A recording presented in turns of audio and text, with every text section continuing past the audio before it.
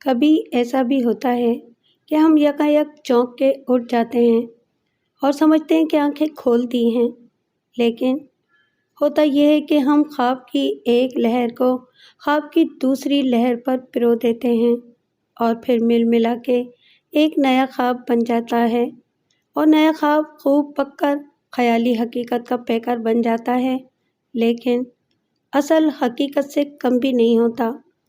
ماضی کی طرف مڑ کر دیکھنے سے حوادث کا سلسلہ ہی نہیں، محبتوں اور چاہتوں کی رتیں بھی جاگ اٹھتی ہیں اور اپنے تلسمانہ حصار میں مقید کر لیتی ہیں۔ کسی اور ہی دنیا کے آہنگ میں بنی داستان عشق تنہائی کی آگ اسے جھلسا رہی تھی۔ اس کے لیے اپنی محبوبہ کو حاصل کرنے کا وہ ایسا معرکہ تھا جس میں دور دور تک پسپائی نہ تھی۔ السلام علیکم لسنرز، کرائم، سسپینس اور تھرل سے بھرپور ایک نئی کہانی سنتے ہیں جس کا عنوان ہے بھنورا اور جس کے مصنف ہیں سرور اکرام۔ تو آئیے شروع کرتے ہیں۔ میری کہانی کی ابتدا ایک معمولی سی واقعے سے ہوئی تھی۔ عام طور پر ایسا ہی ہوتا ہے، کوئی موڑ، کوئی حادثہ، کوئی واقعہ زندگی کا رخ بدل کر رکھ دیتا ہے۔ میرے ساتھ بھی ایسا ہی ہوا تھا، لیکن میرے اس واقعے کا ایک بیک گراؤنڈ بھی تھا، اور وہ تھا میری ناکامیاں۔ ان ناکامیوں نے مجھے غصہ ور بنا دیا تھا۔ میری رگوں میں خون کے بجائے آگ کی گردش رہتی تھی۔ عرصہ ہوا، والدین کا انتقال ہو چکا تھا، 2 بھائی اور بھابھیاں تھیں، اور ان کے نزدیک میرا وجود اور عدم وجود ایک جیسا تھا، کیونکہ میں ان کی نگاہوں میں ایک ناکارہ انسان تھا۔ میرا نام فرحات فیصل ہے، میں نے ماسٹر کر رکھا ہے۔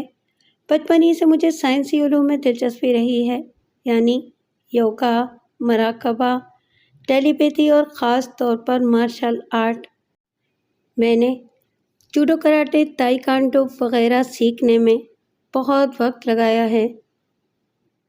میں نے کئی ماہرین کی شاگردی اختیار کی اور ان کے معیار پر پورا اترتا چلا گیا۔ ان علوم نے مجھ میں بے پناہ قوت برداشت بڑھا دی تھی۔ ہو سکتا ہے کہ میں پہلے کبھی بزدل بھی رہا ہوں، لیکن تربیت حاصل کرنے کے بعد بزدلی کا عنصر میری ذات سے نکل گیا ہے۔ میں بہت اچھا فائٹر بن چکا ہوں، لیکن ان تمام گنوں کے باوجود میں ایک ناکام انسان اس لیے تھا کہ ایسی مہارت سے پیٹ تو نہیں بھر سکتا۔ پیٹ بھرنے کے لیے کوئی کام چاہیے، کوئی روزگار چاہیے، اور وہی میرے پاس نہیں تھا۔ اس لیے گھر والوں کے نزدیک میری کوئی حقیقت نہیں تھی۔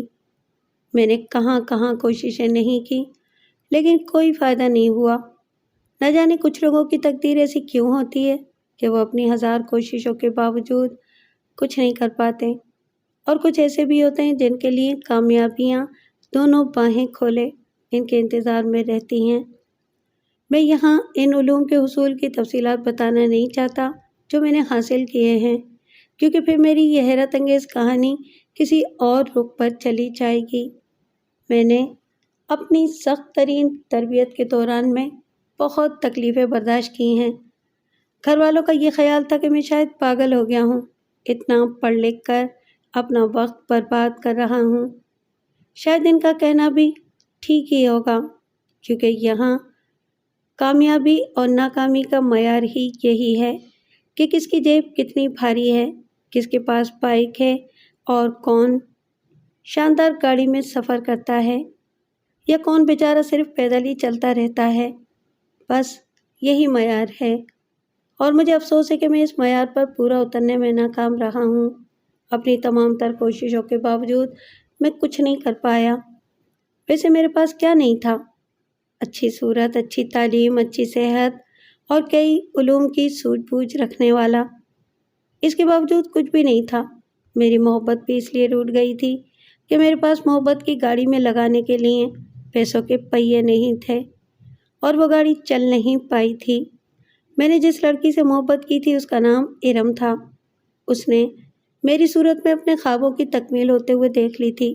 وہ جانتی تھی کہ میں شاید آگے چل کر اپنی صلاحیتوں کے بل پر کوئی اہم مقام حاصل کر لوں گا اور معاشرے کا معزز فرد کہلاؤں گا، کیونکہ اس دور میں معاشی کامیابیاں ہی انسان کو معزز بناتی ہیں اور ناکامیاں اسے ذلیل کر کے رکھ دیتی ہیں۔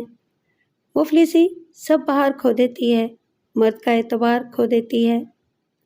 تو ارم نے جب یہ دیکھا کہ میں اپنی تمام تر کوششوں کے باوجود ناکام ہوتا جا رہا ہوں تو اس نے مجھ سے کنارہ کشی اختیار کر لی۔ میں اس سلسلے میں اس کی یہ تعریف ضرور کروں گا کہ اس نے منافقت نہیں کی تھی بلکہ صاف صاف کہہ دیا تھا، فرحات فیصل، افسوس کے ساتھ کہنا پڑ رہا ہے کہ تم ایک ناکام انسان ثابت ہو رہے ہو۔ تم نے ابھی تک کچھ بھی نہیں کیا ہے اور شاید تم آئندہ بھی کچھ نہیں کر سکو گے۔ ارم، یہ ٹھیک ہے کہ میں ابھی تک کچھ کر نہیں پایا ہوں، لیکن اتنا ضرور ہے کہ میری امیدوں نے دم نہیں توڑا ہے۔ میں آنے والے اچھے دنوں کو دیکھ رہا ہوں۔ اس کے علاوہ دوسری بات یہ کہ محبت کرنے والے ہر حال میں زندگی گزار ہی لیتے ہیں۔ پھاڑ میں جھونکو ایسی محبت کو، وہ چڑھ کر بولی۔ جو محبت سلیقے سے زندہ نہ رکھ سکے، اس سے تو نہ ہونا بہتر ہے۔ تم تو جانتے ہو کہ میں زندگی کس انداز کی گزارنا چاہتی ہوں، اور تمہارے حالات دیکھ کر احساس ہو گیا ہے کہ میری خواہشیں پوری کرنا تمہارے بس کی بات نہیں ہے۔ اور وہ روٹ کر چلی گئی کیونکہ اسے جانا ہی تھا۔ محبت واقعی پیٹ نہیں بھر سکتی۔ جو پیٹ بھرنے کی صلاحیت رکھتا ہو، محبت کا حق اسی کا ہوتا ہے۔ ارم کے جانے کے بعد میں بہت بددل ہو گیا۔ کیا فائدہ تھا اسی زندگی کا؟ کیا ملا تھا مجھے سوائے مایوسیوں کے؟ ارم ہی کی بات نہیں تھی بلکہ اپنے گھر والوں نے بھی یہ جتانا شروع کر دیا تھا کہ میں ایک ناکام انسان ہوں، ناکارہ ہوں۔ میں اپنی زندگی میں کچھ بھی نہیں کر سکوں گا۔ ان سب باتوں نے مجھے بہت اداس اور بددل کر دیا تھا۔ میرے مزاج میں چڑچڑاپن اور غصہ شامل ہو گیا تھا، اور یہی چڑچڑاپن مجھے ایتھنز تک لے آیا تھا۔ لیکن نہیں، میں ایتھنز براہ راست نہیں آیا تھا۔ ایک حادثہ مجھے یہاں لایا تھا۔ یہاں آنے سے پہلے کچھ اور ہوا تھا میرے ساتھ۔ وہ ایک صحت مند پولیس والا تھا جو ایک کمزور سے نوجوان کو بلا وجہ مار رہا تھا۔ میں اس وقت اسی چوراہے سے گزر رہا تھا جب میں نے یہ تماشا دیکھا۔ وہاں اور لوگ بھی کھڑے تھے، لیکن کسی میں اتنی جرأت، اتنی ہمت نہیں ہو رہی تھی کہ وہ اس مظلوم نوجوان کو اس پولیس والے سے بچا سکے۔ لوگوں نے میری دریافت کرنے پر بتایا کہ وہ نوجوان اپنی بائک پر جا رہا تھا کہ پولیس والے نے اسے رکنے کا اشارہ کیا۔ نوجوان کا دھیان شاید دوسری طرف تھا، یا کوئی اور بات تھی کہ اس نے بائک نہیں روکی۔ پولیس والے نے آگے کھڑی ہوئی موبائل کو اشارہ کیا کہ وہ بائک والے کو روک لے۔ موبائل نے بائک رکوا لی۔ نوجوان کو بائک سے اتروایا گیا۔ اس کے بعد پولیس والوں نے اس کے پاس جا کر اسے گالیاں دینی شروع کر دیں۔ نوجوان یہ برداشت نہیں کر پایا ہوگا۔ اس نے بھی جواب میں کچھ کہا اور پولیس والوں نے اسے مارنا شروع کر دیا۔ بس اتنی سی بات ہوئی تھی۔ حالانکہ میرا اس جھگڑے سے کوئی تعلق نہیں تھا، لیکن اس نوجوان کی بے بسی دیکھی نہیں گئی۔ میں نے اس پولیس والے کا ہاتھ تھام لیا۔ کیا ہو گیا؟ کیوں مار رہے ہو اس بیچارے کو؟ کیوں؟ کیا تو اس کا باپ لگتا ہے؟ پولیس والا غصے سے دھاڑا۔ میرے لیے بس اتنا ہی بہت تھا۔ میں نے ایک جھٹکے سے اسے اٹھا کر ایک طرف پھینک دیا۔ بس اس کے بعد تو قیامت ہی آ گئی۔ دور جو موبائل کھڑی تھی، وہ پولیس والے بھی آ کر مجھ پر ٹوٹ پڑے۔ میں نے ان میں سے 3 کو تو لٹا دیا تھا۔ میرا مارشل آرٹ اس وقت میرے کام آ رہا تھا۔ جو چوتھا بچا تھا، اس نے مجھے قابو کرنے کے لیے ہوائی فائرنگ شروع کر دی۔ اور ویسے بھی میں ان کے خلاف لڑنا نہیں چاہتا تھا۔ وہ میرے ملک اور میرے شہر کے پولیس والے تھے۔ ان سے میری دشمنی بھی نہیں تھی۔ میں تو خواہ اس جھگڑے میں الجھ گیا تھا۔ میں نے اپنے دونوں ہاتھ اٹھا دیے۔ دلچسپ بات یہ ہوئی کہ وہ پٹنے والا نوجوان موقع پا کر بھاگ نکلا تھا، جبکہ وہ پولیس والا ابھی تک اسی جگہ پڑا تھا جہاں میں نے اسے اٹھا کر پھینکا تھا۔ پولیس والوں نے مجھے موبائل میں بٹھا لیا۔ 4 پولیس والے میرے ساتھ بیٹھ گئے۔ دیکھ کمینے، اب ہم تیرا کیا حشر کرتے ہیں؟ ایک پولیس والے نے کہا۔ دیکھو، میں نے اپنے آپ پر قابو پاتے ہوئے دھیرے سے کہا، میں نے اپنے آپ کو خود تم لوگوں کے حوالے کیا ہے، اس لیے بہتر یہی ہے کہ مجھے گالیاں نہ دو، ورنہ میں مجبور نہیں ہوا ہوں۔ کسی وقت بھی تم لوگوں کو مزہ چکھا کر یہاں سے نکل سکتا ہوں۔ ارے واہ! پولیس والے ہنس پڑے۔ ذرا دیکھو تو اس کی بات سنو، یہ کیا بکواس کر رہا ہے؟ اس نے پھر ایک گالی دی۔ اب معاملہ میری برداشت سے باہر ہو چکا تھا۔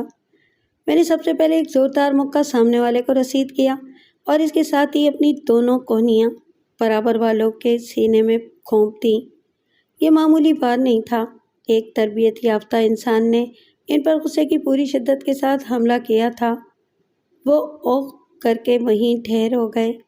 چوتھا ابھی سنبھل بھی نہیں پایا تھا کہ میں نے اس کو بھی قابو میں کر لیا۔ موبائل رکواؤ، میں نے چوتھے سے کہا۔ وہ تینوں تو درد کی شدت سے تڑپنے لگے تھے۔ چوتھے نے خوفزدہ آواز میں موبائل کے ڈرائیور کو موبائل روکنے کے لیے کہا اور موبائل کے آہستہ ہوتے ہی میں نے موبائل سے چھلانگ لگا دی۔ میں ایک طرف دوڑتا چلا گیا، حالانکہ کسی نے میرا تعاقب بھی نہیں کیا تھا، لیکن اس وقت ذہن پر ایک دھند کی سی کیفیت تھی۔ یہ کیا کر دیا تھا میں نے؟ انسان کبھی کبھی بعد میں سوچتا ہے، پہلے وہ کر گزرتا ہے، اس کے بعد ساری زندگی پچھتاوے اس کا ساتھ دیتے رہتے ہیں۔ اول تو مجھے پولیس اور اس نوجوان کے جھگڑے میں ملوث ہونا ہی نہیں چاہیے تھا۔ اس کے بعد جب پولیس مجھے موبائل میں بٹھا کر لے جا رہی تھی تو مجھے پولیس والوں کی باتیں برداشت کر لینی چاہیے تھیں۔ خواہ اتنا برہم ہونے کی کیا ضرورت تھی؟ یہاں تو یہ معمول ہے۔ اب میں کہاں جاتا؟ گھر والوں کو تو پہلے ہی مجھ سے کوئی دلچسپی تھی نہیں کہ وہ میرے غم میں پریشان ہوتے رہتے۔ والدین کا انتقال ہو چکا تھا۔ مجھ سے بڑے 2 بھائی تھے، ان کی شادیاں ہو چکی تھیں، وہ اپنی اپنی زندگی گزار رہے تھے۔ انہیں میری کیا ضرورت تھی؟ کون تھا جسے اس بات کا احساس ہوتا کہ میں کہاں رہ گیا ہوں؟ ابھی تک گھر کیوں نہیں واپس آیا؟ لیکن سوال یہ تھا کہ میں کہاں جاؤں؟ مجھے یہ گمان بھی نہیں تھا کہ اب کوئی مجھ پر ہاتھ نہیں ڈال سکے گا، کیونکہ میں کئی پولیس والوں کو مار کر بھاگ نکلا تھا۔ اس لیے وہ مجھے قبر سے بھی باہر نکال لاتے۔ اب میں کوئی اتنا سپرمین تو نہیں تھا کہ پورے شہر کی پولیس کا مقابلہ کر پاتا، اس لیے میرے لیے بہت دشواریاں ہونے والی تھیں۔ اصل میں ہوتا یہی ہے، کوئی ایک واقعہ، کوئی ایک حادثہ زندگی کا رخ بدل کر رکھ دیتا ہے۔ اگر میں اس وقت اس نوجوان کی حمایت میں پولیس والوں سے نہیں بھیڑتا تو یہ کبھی نہ ہوتا۔ اس کہانی کا جنم ہی نہیں ہوتا۔ شاید قدرت اسی طرح ماحول تخلیق کر دیتی ہے، سب کچھ اسی طرح ہو جاتا ہے اور کہانیاں اپنے آپ کو ظاہر کرنے لگتی ہیں۔ اس وقت بھی میرے ساتھ ایسا ہی ہوا۔ ایک چھوٹا سا واقعہ سنگین صورت اختیار کر گیا اور میں کسی پناہ گاہ کے لیے دوڑتا چلا گیا۔ کہاں جانا ہے؟ کس طرف جانا ہے؟ مجھے کچھ نہیں معلوم تھا۔ اچانک کسی نے آواز دی، رکو، رک جاؤ۔ وہ ایک ہی آدمی تھا جو میرے پیچھے دوڑتا چلا آ رہا تھا۔ وہ مجھے پولیس والا نہیں لگ رہا تھا، اس لیے میں رک گیا۔ میں الجھا ہوا ضرور تھا لیکن خوفزدہ نہیں تھا۔ وہ شخص میرے پاس آ کر کھڑا ہو گیا۔ وہ ایک صحت مند اور باوقار قسم کا آدمی تھا۔ اس کے جسم پر بہت قیمتی لباس تھا۔ اس کی آنکھوں میں ایک خاص قسم کی چمک تھی جس نے مجھے مرعوب کر دیا۔ میں تمہارا دشمن نہیں ہوں، وہ دھیرے سے بولا، بلکہ مجھے اپنا دوست سمجھو۔ لیکن تم ہو کون دوست؟ اس بحث میں نہ پڑو، اس نے کہا۔ میں نے تمہیں ان ایکشن دیکھا ہے، اس وقت بھی جب تم ایک نوجوان کو بچا رہے تھے اور اس وقت بھی جب تم موبائل والوں کو مار کر بھاگے تھے۔ تم نے کہاں سے دیکھ لیا؟ میں تمہیں واچ کر رہا تھا، اس نے کہا۔ مجھے تمہارے انداز اچھے لگے، تربیت یافتہ معلوم ہوتے ہو۔ آؤ میرے ساتھ، میں تمہیں کچھ اور بھی سکھاؤں گا۔ تم سکھاؤ گے؟ میں ایک دم سے بھڑک اٹھا۔ بری بات، وہ مسکرا دیا۔ کبھی بھی زندگی میں اپنے آپ کو آخری اور سب سے بہتر سمجھنے کی حماقت مت کرنا۔ تم نہیں جانتے کہ انہی گلیوں میں کیسے کیسے ہنرمند گھوم رہے ہوں گے جو تم سے بہت بہتر ہو سکتے ہیں۔ سوری، میں نے معذرت کی۔ تم نے اچھی بات بتائی۔ نہ جانے کیوں میں اپنا ٹیمپر لوز کرنے لگا ہوں۔ یہی تمہاری سب سے بڑی کمزوری ہے، اس نے کہا۔ طاقت اور ہنر کا استعمال ہر جگہ نہیں کیا جاتا۔ جس کو یہ مل جائے اسے بہت صبر اور برداشت کی ضرورت ہوتی ہے۔ تم آؤ میرے ساتھ۔ میرا اندازہ ہے کہ اس وقت تمہارے سامنے کوئی منزل بھی نہیں ہوگی۔ تمہارا اندازہ بالکل درست ہے دوست۔ میں نے ایک گہری سانس لی۔ اگرچہ منزل ہے لیکن میں وہاں جانا نہیں چاہتا۔ یہی تمہاری عقل مندی ہے، اس نے کہا، کیونکہ پولیس والے تمہیں تلاش کرتے ہوئے تمہارے گھر تک جائیں گے۔ بیچارے پولیس والوں کو کیا معلوم کہ میں کون ہوں اور کہاں رہتا ہوں۔ اس خوش فہمی میں مت رہنا، اس نے کہا، ذرا اپنی جیب میں دیکھو۔ مار پیٹ کے دوران میں تمہارا شناختی کارڈ تمہاری جیب سے گر گیا تھا اور وہ پولیس والوں کے ہاتھ لگ گیا ہے۔ میں نے بوکھلا کر اپنی ساری جیبیں ٹٹول ڈالیں۔ وہ ٹھیک ہی کہہ رہا تھا، میرا شناختی کارڈ کہیں گر گیا تھا۔ یہ پہلا موقع تھا کہ مجھے تھوڑی پریشانی ہوئی۔ اب میرا پتہ بہت آسانی سے ٹریس ہو سکتا تھا اور پولیس ایک بار جس کے پیچھے پڑ جائے اسے کہاں چھوڑتی ہے۔ گھبراؤ نہیں، اس نے میرے شانے پر تھپکی دی، تمہارا یہ مسئلہ بھی حل ہو جائے گا۔ لیکن تم مجھے کہاں لے جاؤ گے؟ اپنے گھر، جہاں کوئی پرندہ بھی پر نہیں مار سکتا، اس نے بتایا۔ اس گلی کے باہر میری گاڑی کھڑی ہے۔ مجھے وہ آدمی بہت پراسرار سا معلوم ہوا تھا۔ میں نے اس کے لہجے میں ایک خاص بات یہ نوٹ کی کہ وہ بہت پر اعتماد تھا، جیسے وہ جو کچھ کہہ رہا ہو وہ ہر حال میں ہونا ہے۔ میں اس اجنبی کے ساتھ ہو لیا۔ اجنبی اس لیے کہ اس نے ابھی تک مجھے اپنا نام نہیں بتایا تھا۔ وہ بس ہوا کے ایک جھونکے کی طرح مجھ پر نازل ہوا اور مجھ پر چھاتا چلا گیا۔ اس گلی کے باہر واقعی ایک شاندار سی نئی لینڈ کروزر کھڑی تھی جس کے شیشے سیاہ ہو رہے تھے۔ کروزر کے باہر ایک ڈرائیور بھی تھا جو اس شخص کو دیکھ کر معطب ہو گیا تھا۔ اس کی مالی حیثیت کا اندازہ تو اس کے قیمتی لباس سے ہی ہو گیا تھا، لیکن اس گاڑی نے اور بھی واضح کر دیا تھا کہ وہ کوئی دولت مند انسان ہے۔ اس نے مجھے بیٹھنے کا اشارہ کیا۔ میں پچھلی نشست پر بیٹھ گیا۔ بہت ٹھنڈی گاڑی تھی۔ اس میں بیٹھ کر سکون کا احساس ہونے لگا۔ وہ خود ڈرائیور کے ساتھ بیٹھا تھا۔ گاڑی اس کے اشارے پر چل پڑی، لیکن فوراً ہی بریک بھی لگا دیا گیا۔ سامنے پولیس والوں نے ناکہ بندی کر رکھی تھی۔ ہو سکتا تھا کہ یہ ناکہ بندی میرے ہی لیے کی گئی ہو۔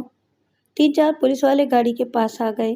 اس شخص نے اپنی کھڑکی کا شیشہ نیچے گرا دیا، جبکہ میں نے ایک اور معرکے کے لیے ذہنی طور پر اپنے آپ کو تیار کر لیا تھا، لیکن کچھ بھی نہیں ہوا۔ پولیس والے اس کی صورت دیکھ کر معطب انداز سے پیچھے ہٹ گئے اور گاڑی پھر چل پڑی۔ یعنی وہ آدمی صرف دولت مند ہی نہیں بلکہ با اختیار بھی تھا۔ آخر وہ کون ہو سکتا تھا؟ گاڑی میں آ کر اس نے خاموشی اختیار کر لی تھی، جبکہ اس کے منہ کو دیکھتے ہوئے میں بھی خاموش تھا۔ بالآخر بہت دیر کے سفر کے بعد شہر کے ایک پوش علاقے کی عمارت میں وہ گاڑی داخل ہو گئی۔ اس کے گیٹ پر باوردی چوکیدار کھڑے تھے جنہوں نے فوری طور پر گیٹ کھول دیا تھا۔ ہم جس عمارت میں داخل ہوئے وہ ایک شاندار عمارت تھی، انتہائی پرشکو، جس کی دیواریں بہت اونچی اونچی تھیں، کسی قلعے کی طرح۔ اس نے سچ ہی کہا ہوگا کہ یہاں کوئی پرندہ بھی پر نہیں مار سکتا۔ وہ مجھے اپنے ساتھ وسیع اور اس شاندار ڈرائنگ روم میں لے آیا۔ انتہائی شاندار تبیض قالین، دیواروں پر مشہور مصوروں کی تصاویر، انتہائی قیمتی اور نفیس فرنیچر، سب کچھ مرعوب کر دینے والا تھا، جو یہ احساس دلا رہا تھا کہ وہ کوئی عام آدمی نہیں ہے۔ بیٹھ جاؤ، اس نے ایک صوفے کی طرف اشارہ کیا اور خود سامنے والے صوفے پر بیٹھ گیا۔ ہاں، اب بتاؤ، نام کیا ہے تمہارا؟ اس نے پوچھا۔ فرحات فیصل، میں نے بتایا۔ کیا میں آپ کے بارے میں جان سکتا ہوں؟ سب کچھ بتا دوں گا، پہلے اپنے بارے میں سب کچھ بتاتے جاؤ۔ کن حالات میں زندگی گزار رہے ہو، کیا کرتے ہو، کہاں رہتے ہو، وغیرہ وغیرہ۔ میں نے کچھ سوچ کر اسے اپنے بارے میں بتانا شروع کر دیا، اپنا بیک گراؤنڈ، اپنی تعلیم، اپنی تربیت، مارشل آرٹس اور ماورائی علوم سے دلچسپی۔ میں نے اسے سب کچھ بتا دیا تھا۔ خوب، اس نے ایک گہری سانس لی۔ اس کا مطلب یہ ہوا کہ بہت مشکل زندگی گزاری ہے تم نے؟ جی ہاں، اور اب تک گزار رہا ہوں۔ لیکن اب نہیں گزارو گے، اس نے ہنستے ہوئے کہا۔ تمہارے ستارے اب عروج پر جانے والے ہیں۔ حالانکہ میں تمہارے راستے میں بہت سی دشواریاں دیکھ رہا ہوں، لیکن تم ان پر قابو پاتے چلے جاؤ گے۔ تمہیں ایک غیر معمولی انسان بننا ہے۔ قدرت شاید اسی لیے تمہیں میرے پاس لے آئی ہے۔ ہو سکتا ہے، میں نے گردن ہلائی۔ ویسے کیا میں اپنے محسن کا نام جان سکتا ہوں؟ بالگو نام ہے میرا، اس نے بتایا۔ شاید تم کو میرا یہ نام جان کر حیرت ہو۔ جی ہاں، میں نے اعتراف کیا۔ میں واقعی حیران ہوا ہوں۔ یہ کیا نام ہے؟ میرا نام تو کچھ اور ہے، اس نے بتایا، اور اس کا جاننا تمہارے لیے ضروری بھی نہیں ہے۔ لوگ مجھے بالگو کے نام سے جانتے ہیں۔ کیا تمہیں قدیم یونانی دیوی دیوتاؤں سے کبھی دلچسپی رہی ہے؟ میں نے ان کے بارے میں کسی حد تک پڑھا ضرور ہے، لیکن زیادہ نہیں جانتا، میں نے بتایا۔ ایسریس یونان کی ایک قدیم دیوی تھی، اس نے کہا۔ اس کو دوسرے دیوتاؤں نے یہ بددعا دی تھی کہ اگر اس نے کسی سے محبت کی تو اس کا محبوب مر جائے گا۔ یہ کہانی دیوتاؤں سے ہوتی ہوئی افسانوں تک پہنچ چکی تھی۔ کوئی بھی موت کے خوف سے ایسرس کے پاس نہیں جاتا تھا۔ پھر ایتھنز کا رہنے والا بالگو اس کے عشق میں مبتلا ہو گیا، یہ جاننے کے باوجود کہ ایسرس کی محبت موت ہے۔ اس نے ایسرس کو اپنی محبت کا یقین دلا دیا۔ وہ صرف ایک رات اس کے ساتھ گزارنے کے عوض اپنی زندگی ہارنے کو تیار تھا۔ سن رہے ہو تم؟ ہاں سن رہا ہوں، میں چونک اٹھا۔ بہت ہی عجیب کہانی ہے۔ اس کے بعد کیا ہوا؟ وہی ہوا جو دیوتاؤں نے کہا تھا۔ بالگو مر گیا۔ اس نے محبت کے لیے جان دے کر اپنے آپ کو زندہ کر لیا۔ بہرحال میں نے تاریخ کے اس کردار سے متاثر ہو کر اپنا نام بالگو رکھ لیا۔ اب شاید خود مجھے بھی اپنا اصلی نام یاد نہیں ہے۔ میں بالگو ہوں، سب اسی نام سے جانتے ہیں۔ اس کی بات میری سمجھ سے باہر تھی۔ اس نے اپنا بیک گراؤنڈ بتایا ہی نہیں تھا، ایک کہانی میں الجھا دیا تھا۔ اس کے پاس اتنی دولت کہاں سے آ گئی؟ وہ کیا کرتا ہے؟ یہ سب کچھ نہیں بتایا تھا اس نے۔ فرحت فیصل، اس نے میری طرف دیکھا۔ تم نے اپنا یہی نام بتایا ہے نا؟ جی ہاں، میرا یہی نام ہے۔ میں نے تمہیں کچھ صلاحیتیں دیکھ لی ہیں اور میں تمہاری صلاحیتوں سے فائدہ اٹھانا چاہتا ہوں۔ بتائیں، میں آپ کی کس کام آ سکتا ہوں؟ میں نے پوچھا۔ کیا تم میرے لیے یونان جا سکتے ہو؟ اس نے پوچھا۔ یونان؟ میں حیران رہ گیا۔ میں یونان جا کر کیا کروں گا؟ وہاں جا کر ایسریس کو تلاش کرنا ہے، اس نے کہا۔ نوجوان، تمہیں میری باتیں کسی دیوانے کی باتیں لگ رہی ہوں گی، لیکن اس کائنات کے مکمل بھید کون جان سکا ہے؟ نہ جانے ہر قدم پر کیا کیا کہانیاں ہیں۔ تمہارے ارد گرد چلتے پھرتے لوگوں میں کون کیا ہے، کون جانتا ہے؟ لوگ تو ظاہر کی آنکھ سے جو سامنے نظر آتا ہے وہ دیکھتے ہیں۔ کیا معلوم کہ اندھیروں کی دیوار کے اس طرف کیسی دنیا آباد ہے۔ اس کا لہجہ بہت متاثر کن اور پرزور ہوتا جا رہا تھا۔ وہ جو کچھ بھی کہہ رہا تھا وہ میرے اعصاب پر ہتھوڑے کی طرح برس رہا تھا۔ ہو سکتا ہے کہ جو لوگ تم سے ہمیشہ کے لیے بچھڑ گئے ہوں، جنہیں موت آ گئی ہو، وہ کسی نہ کسی شکل میں تمہارے آس پاس ہی موجود ہوں۔ انہیں پہچاننے کے لیے خاص نظر چاہیے۔ وہ نظر مل جائے تو زندہ لوگوں کی بھیڑ میں ہر دوسرا آدمی تمہیں مرا ہوا دکھائی دے گا۔ بالگو صاحب، آپ کی باتیں خوفزدہ کر رہی ہیں، میں نے کہا۔ خوفزدہ ہونے کی تو ضرورت ہی نہیں، سمجھنے کی ضرورت ہے، بالگو مسکرا دیا۔ تمہیں میرا یہ کام کرنا ہے، اس کے عوض میں تمہیں ایک ایسا علم دوں گا جس کی مدد سے تم جان جاؤ گے تمہارے ارد گرد چلنے پھرنے والے کتنے لوگ زندہ ہیں اور کتنے مر چکے ہیں۔ بالگو صاحب، اول تو یہ بات مان لینا ہی بہت دشوار ہے، میں نے کہا۔ فرض کریں اگر ایسا ہو بھی جائے تو اس سے فائدہ کیا ہوگا؟ فائدے کا سوچنا تم پر منحصر ہے۔ تمہاری عقل مندی اور ہوشیاری کا امتحان ہوگا، تم اپنی ذہانت سے کام لوگے۔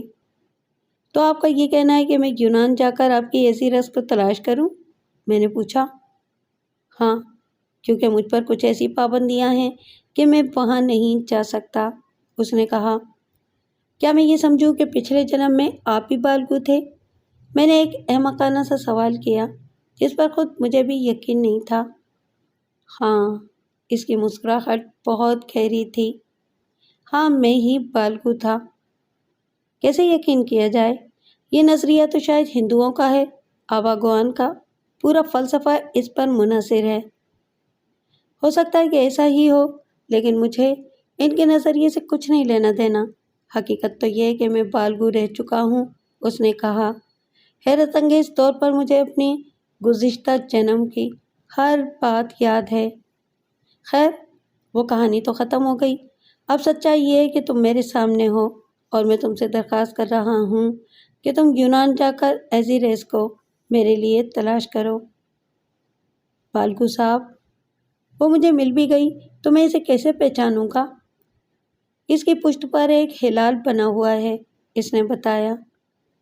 ویسے یونان میں جگہ جگہ اس کے مجسمے بھی موجود ہیں، تم ان کو دیکھ کر اس کے خال و خط کا اندازہ کر سکتے ہو، اور سب سے بڑی پہچان تو بتا ہی دی ہے۔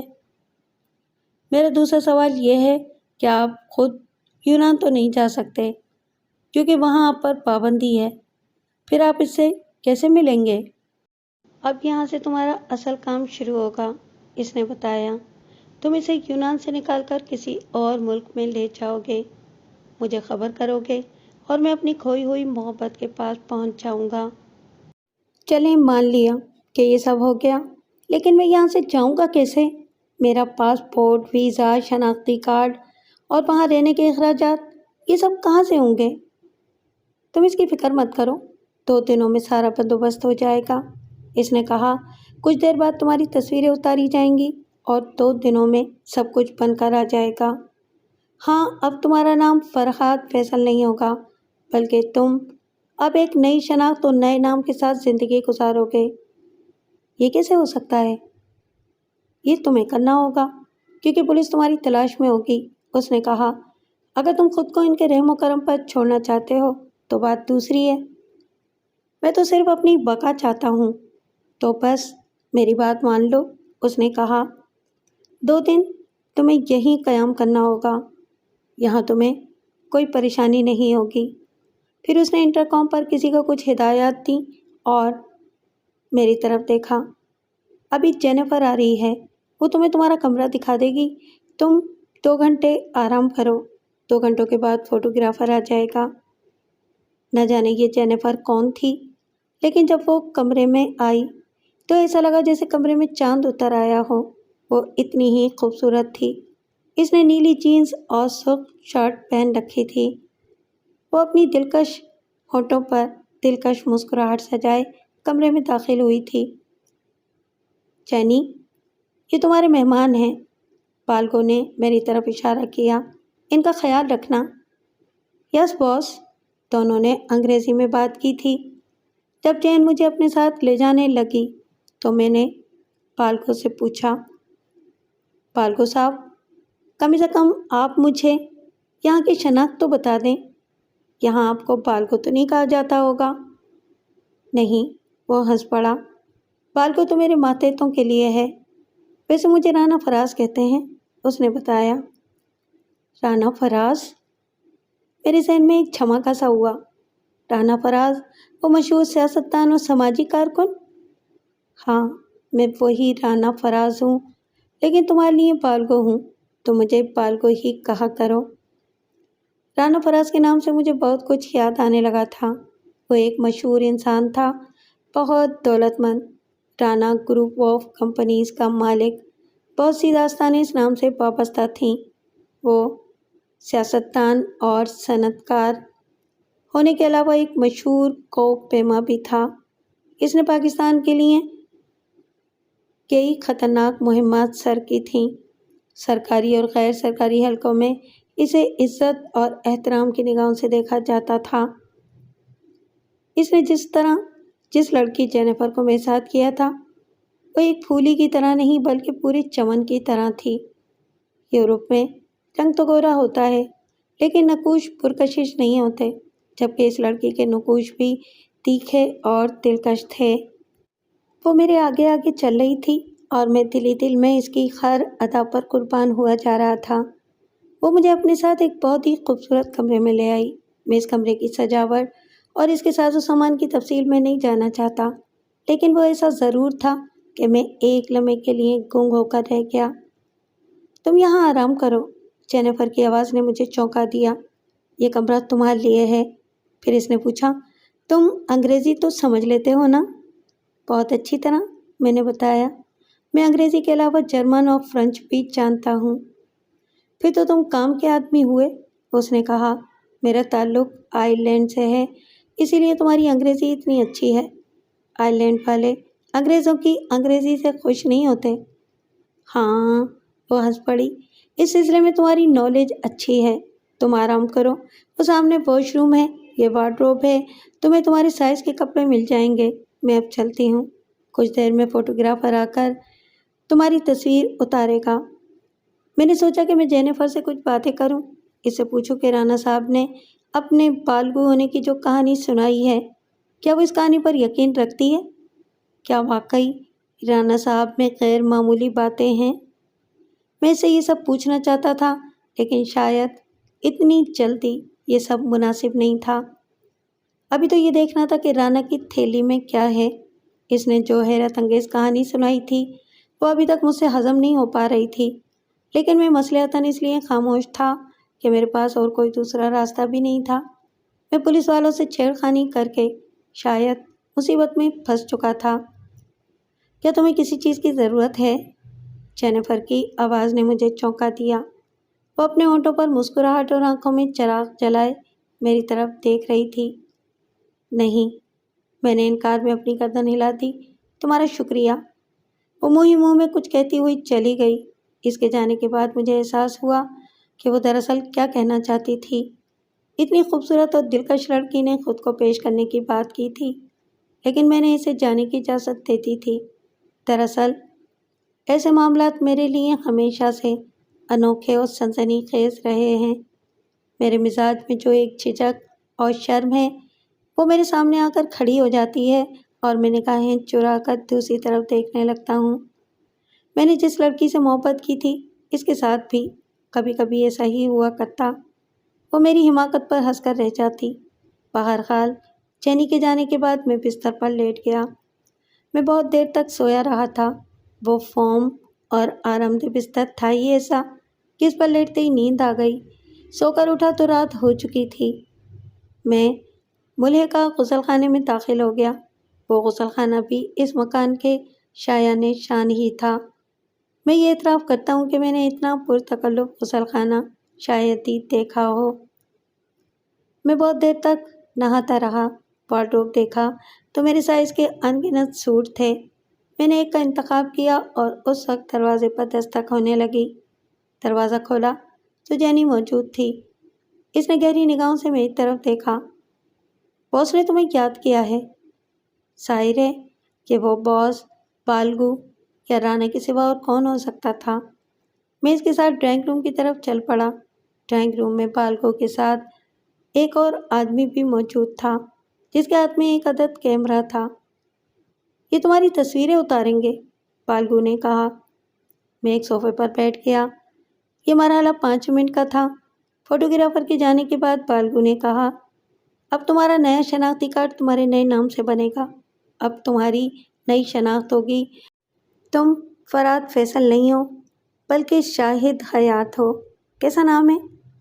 بہت اچھا، میں نے تعریف کی۔ تمہارا بیک گراؤنڈ یہ ہے کہ تم رانا فراز کے دور کے عزیز ہو۔ تم نے رانا فراز کے یہاں پرورش پائی ہے، تعلیم حاصل کی ہے اور اب رانا فراز کے کسی کام سے یونان جا رہے ہو۔ لیکن بالگو صاحب، اس کے لیے تو کالج اور اسکول وغیرہ کے ریکارڈز کی ضرورت ہوتی ہے۔ شاہد حیات کے نام سے یہ سب چیزیں کہاں سے آئیں گی؟ تم اس کی فکر مت کرو، اب یہ میرا کام ہے، اس نے کہا۔ تم بس 2 دن یہاں آرام کرو۔ تم اس کی فکر مت کرو، اب یہ میرا کام ہے، اس نے کہا۔ تم بس 2 دن یہاں آرام کرو۔ رات کا کھانا ہم نے ساتھ ہی کھایا تھا۔ کیا پرتکلف کھانا تھا؟ کون سی ایسی ڈش تھی جو اس کی میز پر موجود نہیں تھی؟ باوردی خدام ایک طرف محتب کھڑے تھے اور میں یہ دیکھ رہا تھا کہ پیسے میں کتنی طاقت ہوتی ہے۔ جس کے پاس دولت ہو وہ اپنی دولت کی طاقت سے دوسروں کو روبوٹ بنا کر رکھ دیتا ہے۔ یہ انسانی روبوٹ اس کے اشارے پر عمل کرتے ہیں۔ وہ انہیں چلنے کے لیے کہتا ہے تو وہ چلنے لگتے ہیں، بیٹھنے کے لیے کہتا ہے تو بیٹھ جاتے ہیں، اور کبھی کبھی جب مرنے کے لیے کہتا ہے تو مر بھی جاتے ہیں۔ کھانے سے فارغ ہونے کے بعد بالگو نے مجھ سے کہا، شاہد حیات، اب تم اپنے کمرے میں جاؤ، 4-5 گھنٹوں کی گہری نیند لے لو، اس کے بعد تمہیں اٹھا دیا جائے گا۔ کیوں بالگو صاحب؟ میں نے پوچھا۔ میں تمہیں کچھ دکھانا چاہتا ہوں، اس نے کہا، تاکہ تم میرے بارے میں جس قسم کے شک اور شبے میں مبتلا ہو وہ دور ہو جائے۔ بہت ہی الجھی ہوئی بات کی تھی اس نے۔ میں اس کے بارے میں واقعی شبے میں تھا۔ اس نے جو کچھ بھی بتایا تھا وہ میرے لیے سوائے کہانی کے اور کچھ بھی نہیں تھا۔ شاید اس نے یہ بات اس لیے کی تھی، وہ مجھے کچھ دکھانا چاہتا تھا۔ لیکن کیا دکھانا چاہتا تھا؟ اس نے کہا تھا کہ میں 4-5 گھنٹوں کی نیند لے لوں، پھر مجھے اٹھا دیا جائے گا۔ نہ جانے کیوں مجھے نیند نہیں آئی، حالانکہ وہی ماحول تھا، وہی حالات تھے، وہی آرام دہ بستر تھا، کمرے میں اے سی کی خنکی بھی تھی، اس کے باوجود نیند نہیں آ رہی تھی۔ ایک طرح کی وحشت سی ہو رہی تھی جو اب سے پہلے نہیں ہوئی تھی۔ یوں لگتا تھا جیسے میرے ساتھ کچھ ہونے والا ہے۔ کیا ہونے والا تھا میں اس کا اندازہ نہیں کر پا رہا تھا۔ ایک احساس یہ بھی تھا کہ اگر کوئی الٹی سیدھی بات ہوئی تو میں مار دھاڑ کرتا ہوا آسانی سے نکل جاؤں گا۔ خدا کے بعد اپنی صلاحیتوں پر تو بھروسہ تھا، اس کے باوجود ایک بے چینی سی ہو رہی تھی۔ بہرحال اتنا ہوا کہ میں سو نہیں سکا، بلکہ بستر پر لیٹا ٹی وی دیکھتا رہا۔ اس کمرے میں دیوار پر ایک پلازما بھی لگا ہوا تھا۔ میں ریموٹ کے ذریعے چینل بدل بدل کر دیکھتا رہا، لیکن میرا دل نہیں لگ رہا تھا۔ میں نے یہ بھی سوچا کہ میں اگر چاہوں تو یہاں سے نکل کر جا بھی سکتا ہوں، کون روکے گا مجھے؟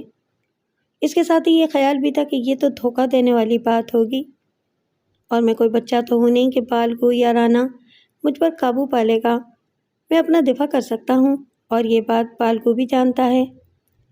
بہرحال اسی کشمکش میں 3-4 گھنٹے گزر گئے، اور احساس اس وقت ہوا جب دروازے پر ہونے والی دستک نے مجھے چونکا دیا۔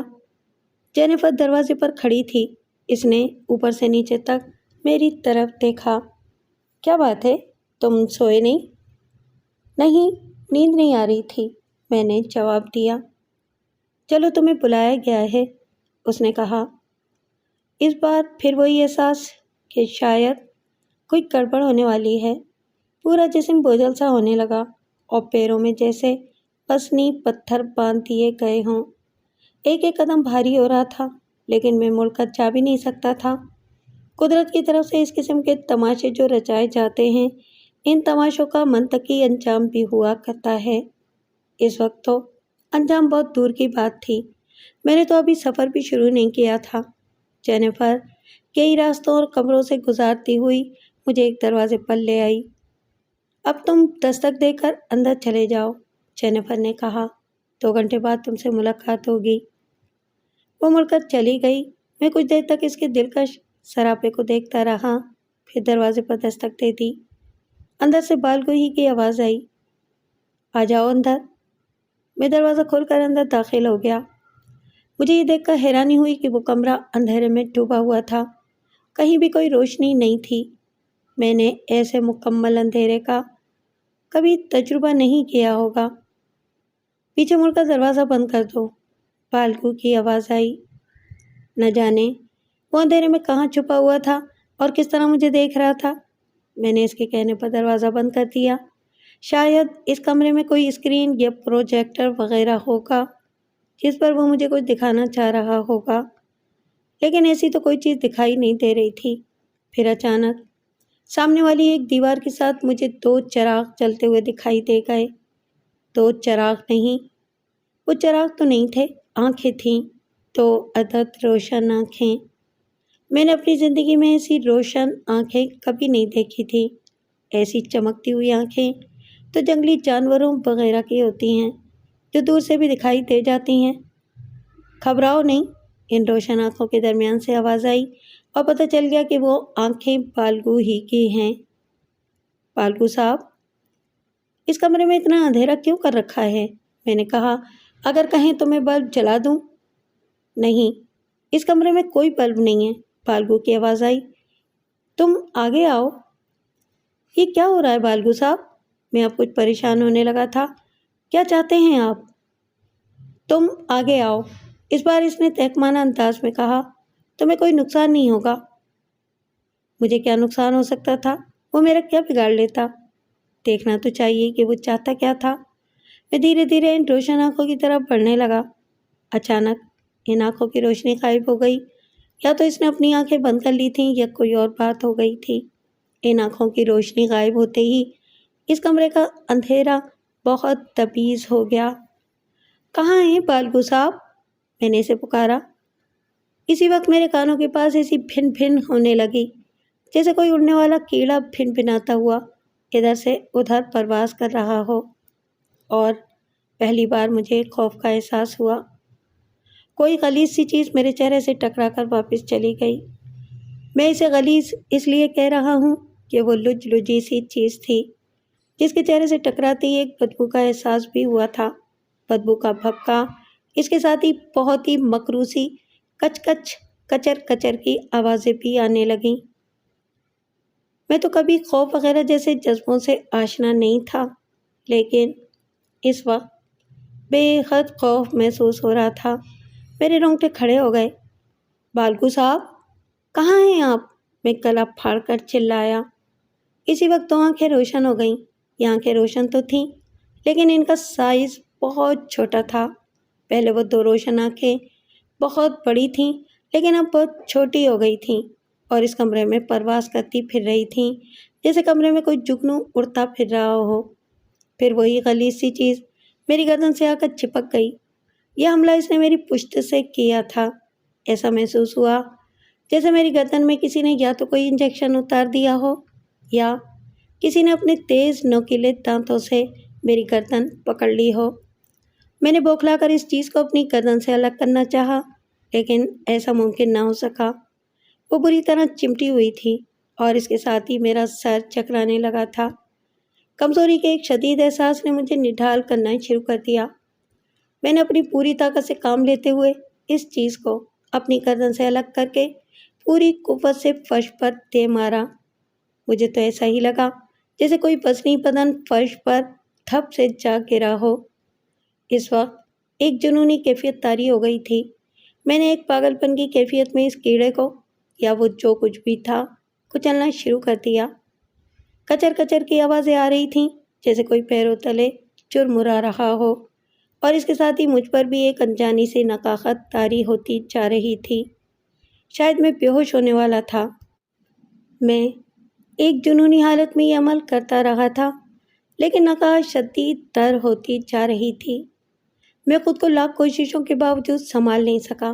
بے ہوش ہو کر ایک طرف لڑک گیا۔ نہ جانے کب تک بے ہوش رہا، مجھے اس کا احساس نہیں تھا۔ احساس ہوا تو نرم نرم لمس اور ایک مدہوش کر دینے والی خوشبو کا احساس تھا۔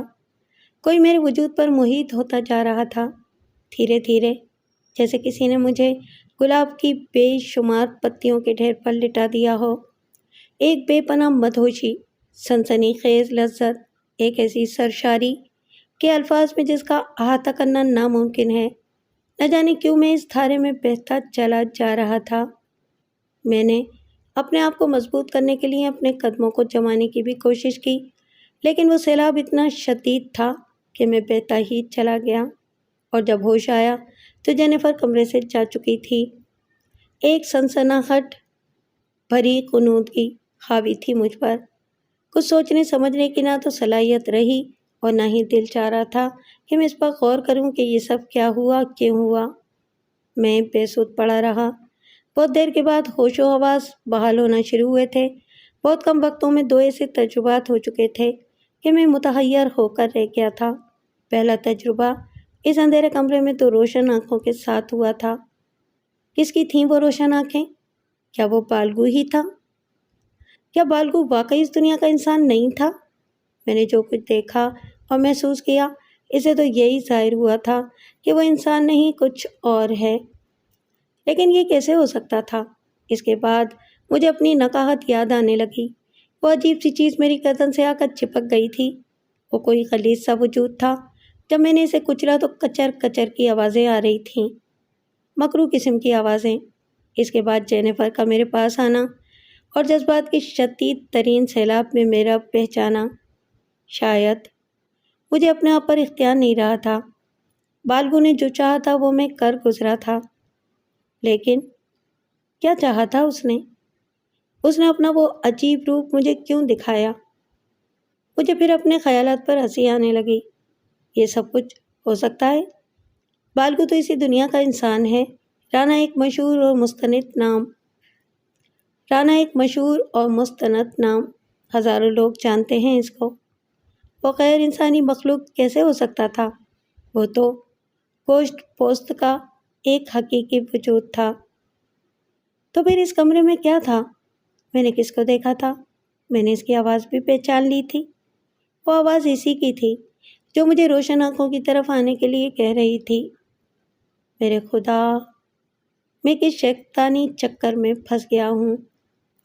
بات کہاں سے شروع ہوئی تھی اور کہاں تک آ گئی تھی؟ ہو سکتا تھا کہ یہ ابھی آغاز ہو، مجھے ابھی اور بہت کچھ دیکھنا ہو۔ یہی سب سوچتے سوچتے مجھے نیند آ گئی، لیکن سونے سے پہلے میں نے ایک فیصلہ کر لیا تھا۔ وہ فیصلہ یہ تھا کہ اب مجھے یہاں نہیں رہنا۔ بالگو مجھے زبردستی نہیں روک سکتا تھا۔ میں یہاں سے چلا جاؤں گا۔ دوسرے دن میں بہت دیر تک سوتا رہا۔ دروازے پر ہونے والی دستک نے بیدار کیا۔ دروازہ کھولا تو ایک ملازم میرے سامنے موجود تھا۔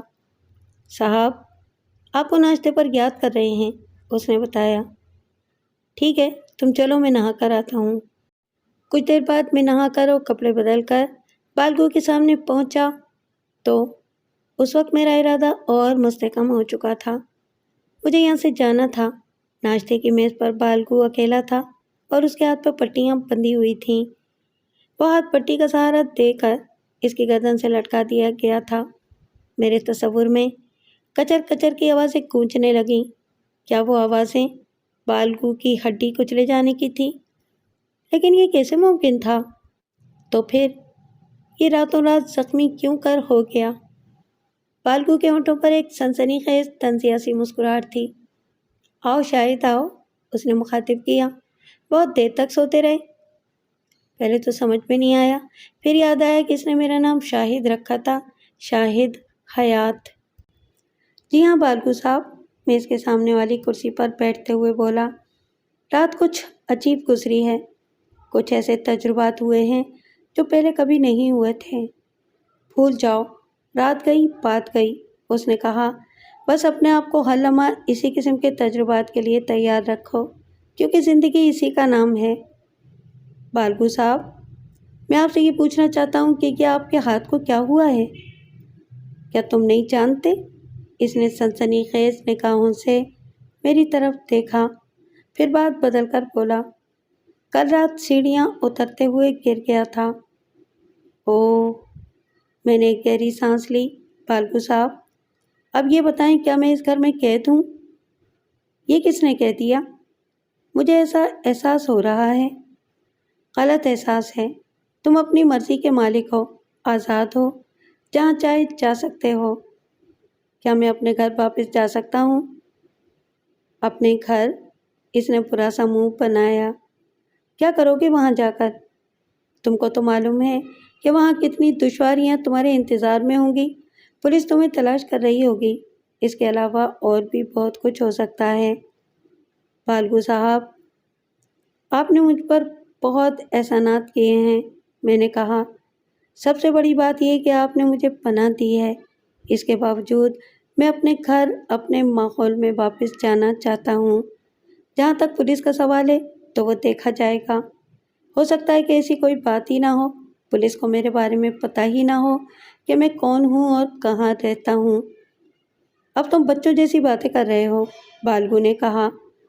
ویسے تم جانا ہی چاہتے ہو تو جا سکتے ہو، میں تمہیں نہیں روکوں گا۔ میری نیک خواہشات تمہارے ساتھ ہوں گی، لیکن اتنا ضرور یاد رکھو کہ پولیس اپنے دشمنوں کو کبھی معاف نہیں کرتی۔ بالگو صاحب، میں اس خطرے سے کسی طرح نمٹ لوں گا۔ ٹھیک ہے، تو پھر تم جا سکتے ہو، اس نے کہا۔ میں تمہیں روکنا نہیں چاہتا، اور ہاں، اس نے اپنی جیب سے کچھ نوٹ نکال کر میری طرف بڑھا دیے۔ یہ لو، اپنے پاس رکھ لو، تمہارے کام آئیں گے۔ نہیں بالکو صاحب، یہ میں نہیں لے سکتا، میں نے کہا۔ بے وقوف نہ بنو، میں تمہارا ہمدرد ہوں، میں جانتا ہوں کہ تم مجھے چھوڑ نہیں سکتے۔ کچھ بھی ضرورت ہو سکتی ہے، رکھ لو۔ اور میں نے وہ روپے لے کے اپنی جیب میں رکھ لیے۔ بالکو نے آفر کی تھی کہ اس کا ڈرائیور مجھے پہنچا دے گا، لیکن میں نے شکریہ کے ساتھ منع کرتے ہوئے بتایا، نہیں بالکو صاحب، ایسی کوئی بات نہیں ہے، یہ میرا اپنا شہر ہے، میں چلا جاؤں گا۔ ایک بات اور، بالکو نے کہا، راستے میں پھر کسی پولیس والے سے مت الجھ جانا۔ ارے نہیں، میں ہنس پڑا، اب تو ان سے بچنے کی ہی کوشش کروں گا۔ ویسے نہیں معلوم کہ گھر پر کیا ہو، لیکن گھر پر تو کچھ بھی نہیں تھا۔ میں کئی واہموں میں مبتلا ہو گیا۔ ہو سکتا ہے کہ میرا شناختی کارڈ کہیں اور گرا ہو۔ یہ اور بات ہے کہ گھر والوں نے یہ معلوم کرنے کی زحمت بھی گوارا نہیں کی کہ میں کہاں چلا گیا تھا، اور پولیس والے بھی میری تلاش میں وہاں نہیں آئے تھے۔ اگر ایسا ہوتا تو کوئی نہ کوئی ضرور تذکرہ کرتا، لیکن کوئی بات ہی نہیں ہوئی۔ میں نے کچھ روپے اپنی بھابھی کے ہاتھ پر رکھ دیے۔ میں نے محسوس کیا کہ نوٹوں کی گرمی نے اس عورت کے کڑے تیور کو نرم کر دیا تھا۔ پیسہ چیز ہی ایسی ہے۔ میں نے ان میں سے کسی کو نہیں بتایا کہ میرے ساتھ کیا گزری ہے۔ میں اپنی کہانی کس سے شیئر کرتا؟ پھر مجھے اپنے ایک جاننے والے کا خیال آ گیا، پروفیسر ریاض عالم۔ وہ بہت پڑھے لکھے آدمی تھے، ان کا موضوع تاریخ اور مذہب تھا۔ وہ میرے ایک جاننے والے کے والد تھے۔ اسی جاننے والے کے ذریعے 2-3 بار پروفیسر ریاض عالم سے بھی ملاقاتیں ہوئی تھیں، اور میں ان کی علمیت سے مرعوب ہوا تھا۔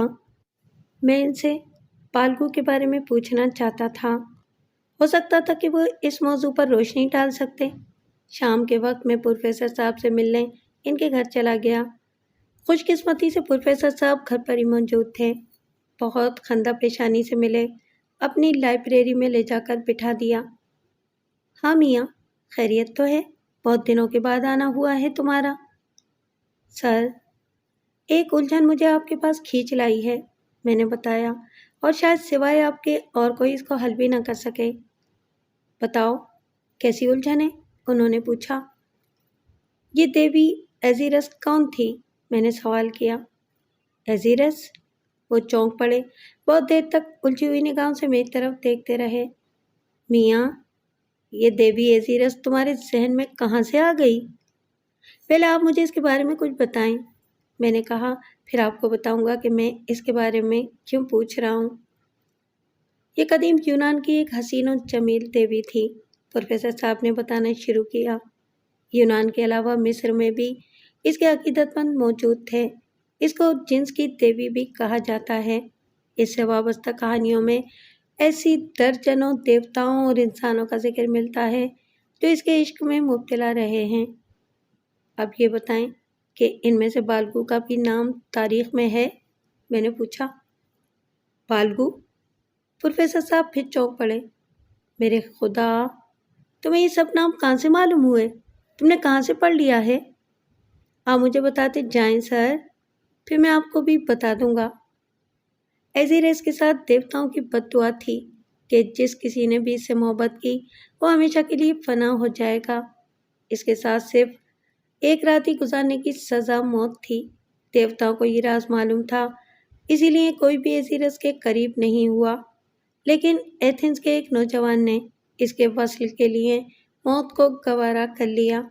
وہ اس کے عشق میں پاگل ہو چکا تھا۔ کہا جاتا ہے کہ بالکو کی موت کے بعد ایزیرس بھی اس کی محبت میں پاگل ہو گئی تھی۔ لیکن تم یہ سب کیوں پوچھ رہے ہو؟ سر، مجھے کچھ اور بتائیں، میں نے کہا، ویسے یہ کہانی میں پہلے بھی سن چکا ہوں۔ تم اور کیا معلوم کرنا چاہتے ہو؟ کیا ایسا ممکن ہے کہ ان دونوں کی محبتوں کا سفر آج بھی جاری ہو؟ میں نے پوچھا۔ ہو سکتا ہے، ریاض صاحب نے پرخیال انداز میں اپنی گردن ہلائی۔ قدرت کے بھید کوئی نہیں جان سکتا۔ ہو سکتا ہے کہ بالکو ابھی تک ایزیرس کی تلاش میں بھٹک رہا ہو، ہو سکتا ہے کہ ایسی رس پھر سے اسی دنیا میں موجود ہو، کسی اور نام سے، کسی اور روپ میں۔ میرے ساتھ کچھ ایسے تجربات ہو چکے ہیں کہ میں اب کسی بات کو ناممکن نہیں کہتا۔ سب کچھ ممکن ہے۔ ہو سکتا ہے کہ بھنورا بن کر اس کے ارد گرد منڈلا رہا ہو۔ بھنورا؟ میں چونک پڑا۔ کیا کہا آپ نے؟ بھنورا؟ کیوں؟ تم کیوں پریشان ہو گئے؟ ارے بھائی، اس دیوی کا نشان بھنورا تھا، ایک بڑا سا بھنورا۔ ہر وقت اس کی پیشانی پر بیٹھا رہتا تھا، یا ایسا دکھایا گیا ہے۔ میرے خدا، مجھے اب یاد آنے لگا، میں نے اس اندھیرے کمرے میں جن دو چھوٹی روشن آنکھوں کو دیکھا تھا، وہ کسی بھنورے کی ہی ہو سکتی تھیں۔ پھر اس کی بھن بھن آواز نکالتی ہوئی پرواز، میں نے اسے اپنی گردن پر بھی رینگتے ہوئے محسوس کیا تھا۔ میں نے جب اسے اپنے جوتوں سے کچلا تھا تو پھر ویسی ہی آواز آئی تھی جیسے کسی بڑے سے کیڑے کو کچلا جا رہا ہو۔ کیا بات ہے میاں؟ ریاض صاحب کی آواز نے مجھے چونکا دیا۔ تم کیوں اتنے پریشان ہو رہے ہو؟ کیا تمہارے ساتھ کسی قسم کا تجربہ ہوا ہے؟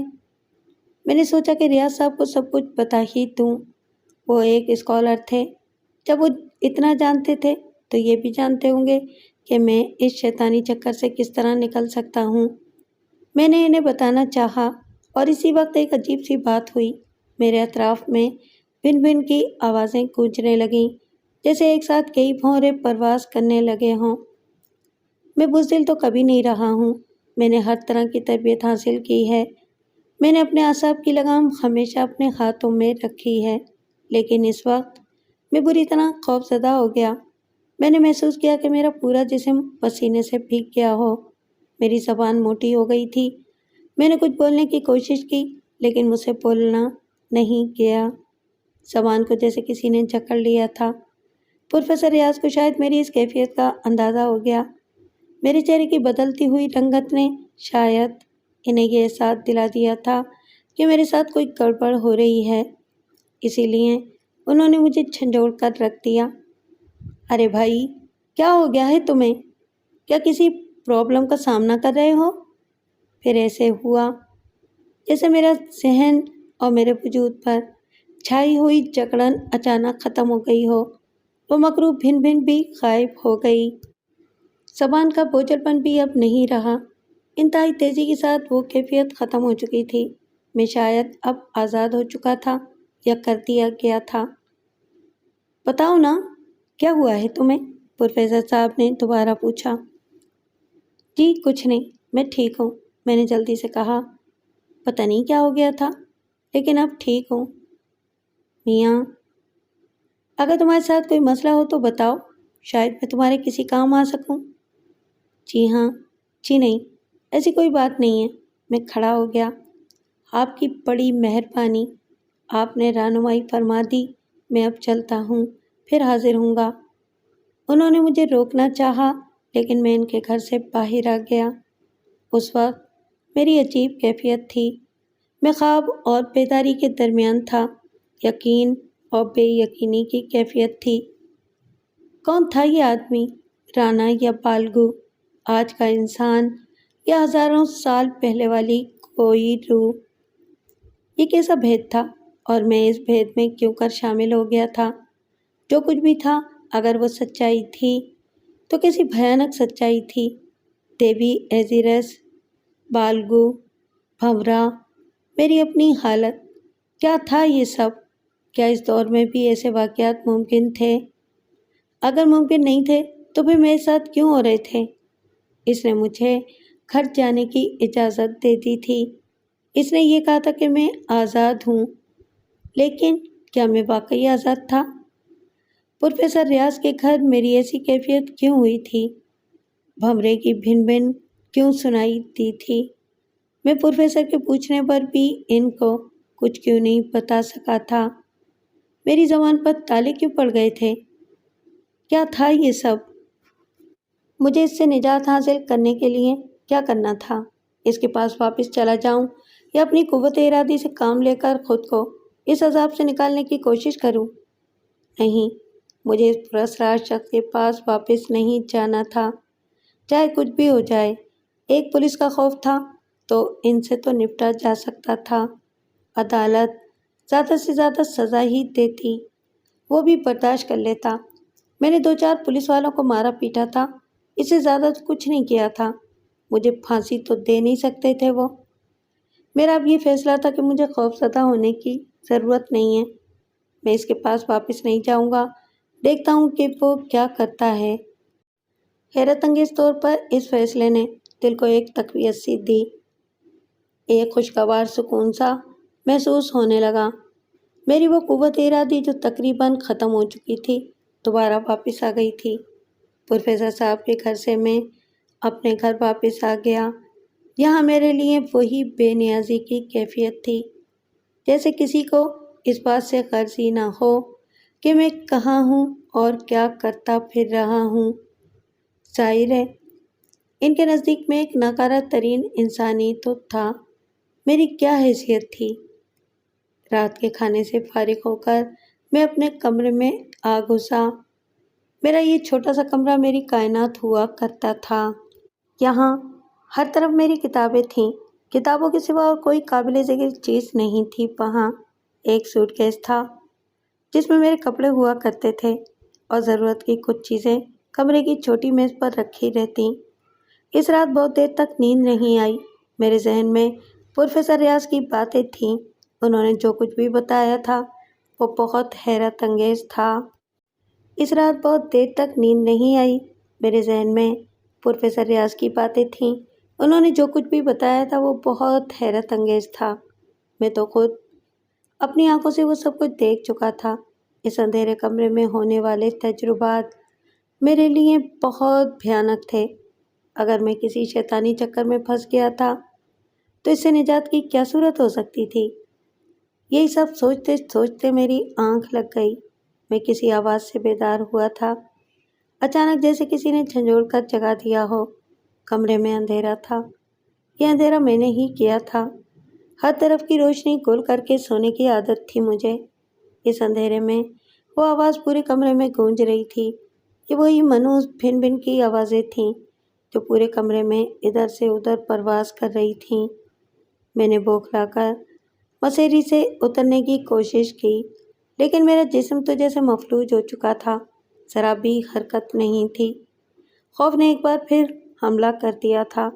اس گھپ اندھیرے میں بھن بھن کی مکروہ آوازوں کے ساتھ پھر ویسی ہی 2 آنکھیں روشن ہو گئیں، جیسی چھوٹی چھوٹی روشن آنکھیں میں نے بالگو کے گھر میں دیکھی تھیں۔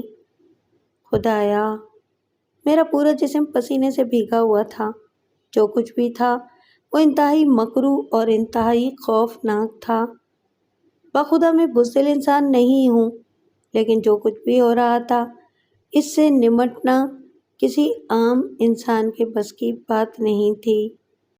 وہ روشن آنکھیں میرے ارد گرد بھن بھن کرتی رہیں اور ایک بار پھر ایک غلیظ سے جسم کا غلیظ سا احساس میری گردن پر رینگنے لگا۔ مجھ پر کپ کپی سی طاری ہونے لگی، ٹھنڈے پسینے نے مجھے بھگو کر رکھ دیا تھا۔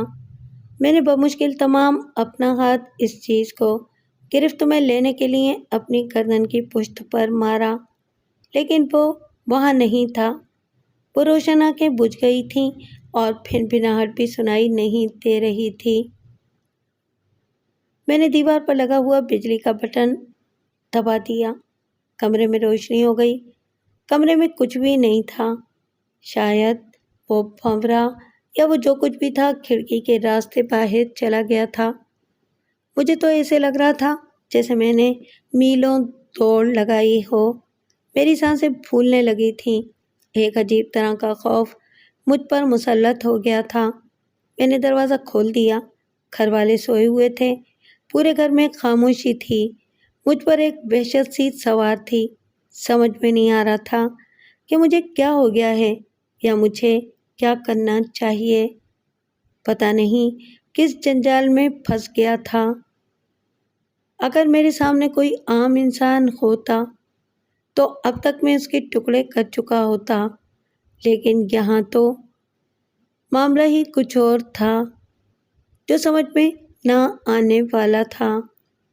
میں کانپتے ہوئے قدموں کے ساتھ بستر پر بیٹھ گیا۔ مجھے کیا کرنا چاہیے؟ کس کے پاس جاؤں؟ اس جنجال سے چھٹکارے کی کیا ترکیب ہو سکتی تھی؟ میں نے کمرے کا بلب اسی طرح جلائے رکھا۔ اندھیرا میرے لیے بلاؤں کی طرح نازل ہونے لگا تھا، جبکہ روشنی میں کم سے کم اتنا تو ہو سکتا تھا کہ میں اس بلا کو دیکھ لیتا جس نے میرے اعصاب شل کر رکھے تھے۔ میں بہت دیر تک بستر پر بیٹھا رہا، پھر اسی عالم میں نیند آ گئی۔ صبح ہی تو کئی چہرے میرے کمرے میں تھے۔ یہ میرے دونوں بھائی تھے جو بہت غصے اور نفرت سے مجھے آوازیں دے رہے تھے۔ کیا بات ہے؟ میں بوکھلا کر اٹھ بیٹھا۔ جاؤ جا کر سنبھالو پولیس والوں کو، بڑا بھائی گرجا۔ تمہاری وجہ سے اب پولیس بھی یہاں تک آنے لگی ہے۔ پولیس کا سن کر میری تو نیند ہوا ہو گئی۔ یہ وہی معاملہ ہو سکتا تھا۔ دروازے پر زوردار دستک نے مجھے پوری طرح بیدار کر دیا۔ میں نے کچھ نہیں کیا ہے، میں نے کہا، پھر بھی جا رہا ہوں پولیس والوں کے پاس تاکہ آپ لوگوں پر کوئی حرف نہ آئے۔ اچھا جاؤ نکلو، اب دیکھنا یہ پولیس تمہارا کیا حشر کرتی ہے۔ میں خون کے گھونٹ پیتا ہوا باہر آ گیا۔ میری دونوں بھابھیاں قہر آلود نگاہوں سے میری طرف دیکھ رہی تھیں۔ ان کے خیال میں اتنا بڑا مجرم تھا کہ پولیس کی پوری بٹالین میری گرفتاری کے لیے پہنچی تھی۔ وہ بٹالین ہی تھی، 4 عدد پولیس موبائل، ان پر بیٹھے ہوئے درجنوں پولیس کے لوگ اور ان سے کچھ فاصلے پر محلے کے لوگ جو یہ تماشا دیکھنے کے لیے جمع ہو گئے تھے۔ مجھے باہر آتا دیکھ کر ایک پولیس والے نے نعرہ لگایا، ہاں ہاں یہی ہے، یہی ہے۔ یہ شاید ان پولیس والوں میں سے ایک ہو سکتا تھا جن کی میں نے ٹھکائی کی تھی۔ کئی عدد پولیس والے مجھ پر ٹوٹ پڑے۔ انہوں نے مجھے بری طرح مارنا شروع کر دیا، لاتیں، گھونسے۔ میں اپنے دفاع میں اس وقت کچھ بھی نہیں کر سکتا تھا۔ میرے گھر والے دروازے پر کھڑے ہو کر یہ کارروائی دیکھ رہے تھے۔ میں نے ان میں سے کسی کے چہرے پر افسوس یا ہمدردی کے تاثرات نہیں دیکھے۔ کئی عدد پولیس والوں نے زبردستی مجھے ایک موبائل میں بٹھا دیا۔ اس کے بعد یہ قافلہ فاتحانہ انداز میں وہاں سے روانہ ہو گیا۔ انہوں نے آج ایک بہت بڑے مجرم پر قابو پا لیا تھا۔ وہ مجھے لیاقت روڈ کے تھانے میں لے آئے تھے، پھر مجھے برا بھلا کہتے اور گالیاں دیتے ہوئے موبائل سے اتارا گیا۔ ان میں سے کئی اس وقت بھی مجھ پر تھپڑ اور گھوسے برسا رہے تھے۔ برآمدے میں ایک موٹا سا کرخ چہرے والا پولیس انسپکٹر کھڑا تھا، شاید وہی اس تھانے کا ایس ایچ او تھا۔ مجھے اس کے سامنے لے جا کر کھڑا کر دیا گیا۔ 2 پولیس والوں نے میرے دونوں ہاتھ پکڑ رکھے تھے۔ سر جی، یہ وہی ہے ٹارزن، ایک پولیس والے نے بتایا۔ بڑی مشکلوں سے ہمارے ہاتھ لگا ہے۔ یہ تو وہاں سے بھی بھاگنے کی تیاری کر رہا تھا، لیکن میں نے اس کو گھیر ہی لیا۔ اس وقت مجھ سے برداشت نہیں ہو سکا۔ میں نے تڑک کر کہا، تم لوگ کیوں جھوٹ بول رہے ہو؟ اگر میں خود ہی سرنڈر نہ کرتا تو تمہارا باپ بھی مجھے پکڑ نہیں سکتا تھا۔ اس پر مجھے اور کئی ہاتھ پڑ گئے۔ چلو اس کو کوٹھی میں لے چلو، ایس ایچ او نے حکم دیا۔ میں سمجھ گیا کہ کوٹھی سے اس کی کیا مراد تھی۔ وہ مجھ پر تشدد کرنا چاہتے تھے۔ انہوں نے مجھے ایک جانب دھکیلنا شروع کر دیا۔ میں خاموشی سے ان کے ساتھ ہو لیا۔ وہ کوئی خاصی کوٹھی تھی جو شاید اسی مقصد کے لیے بنائی گئی تھی۔ آپ اسے ٹارچر سیل کہہ سکتے ہیں۔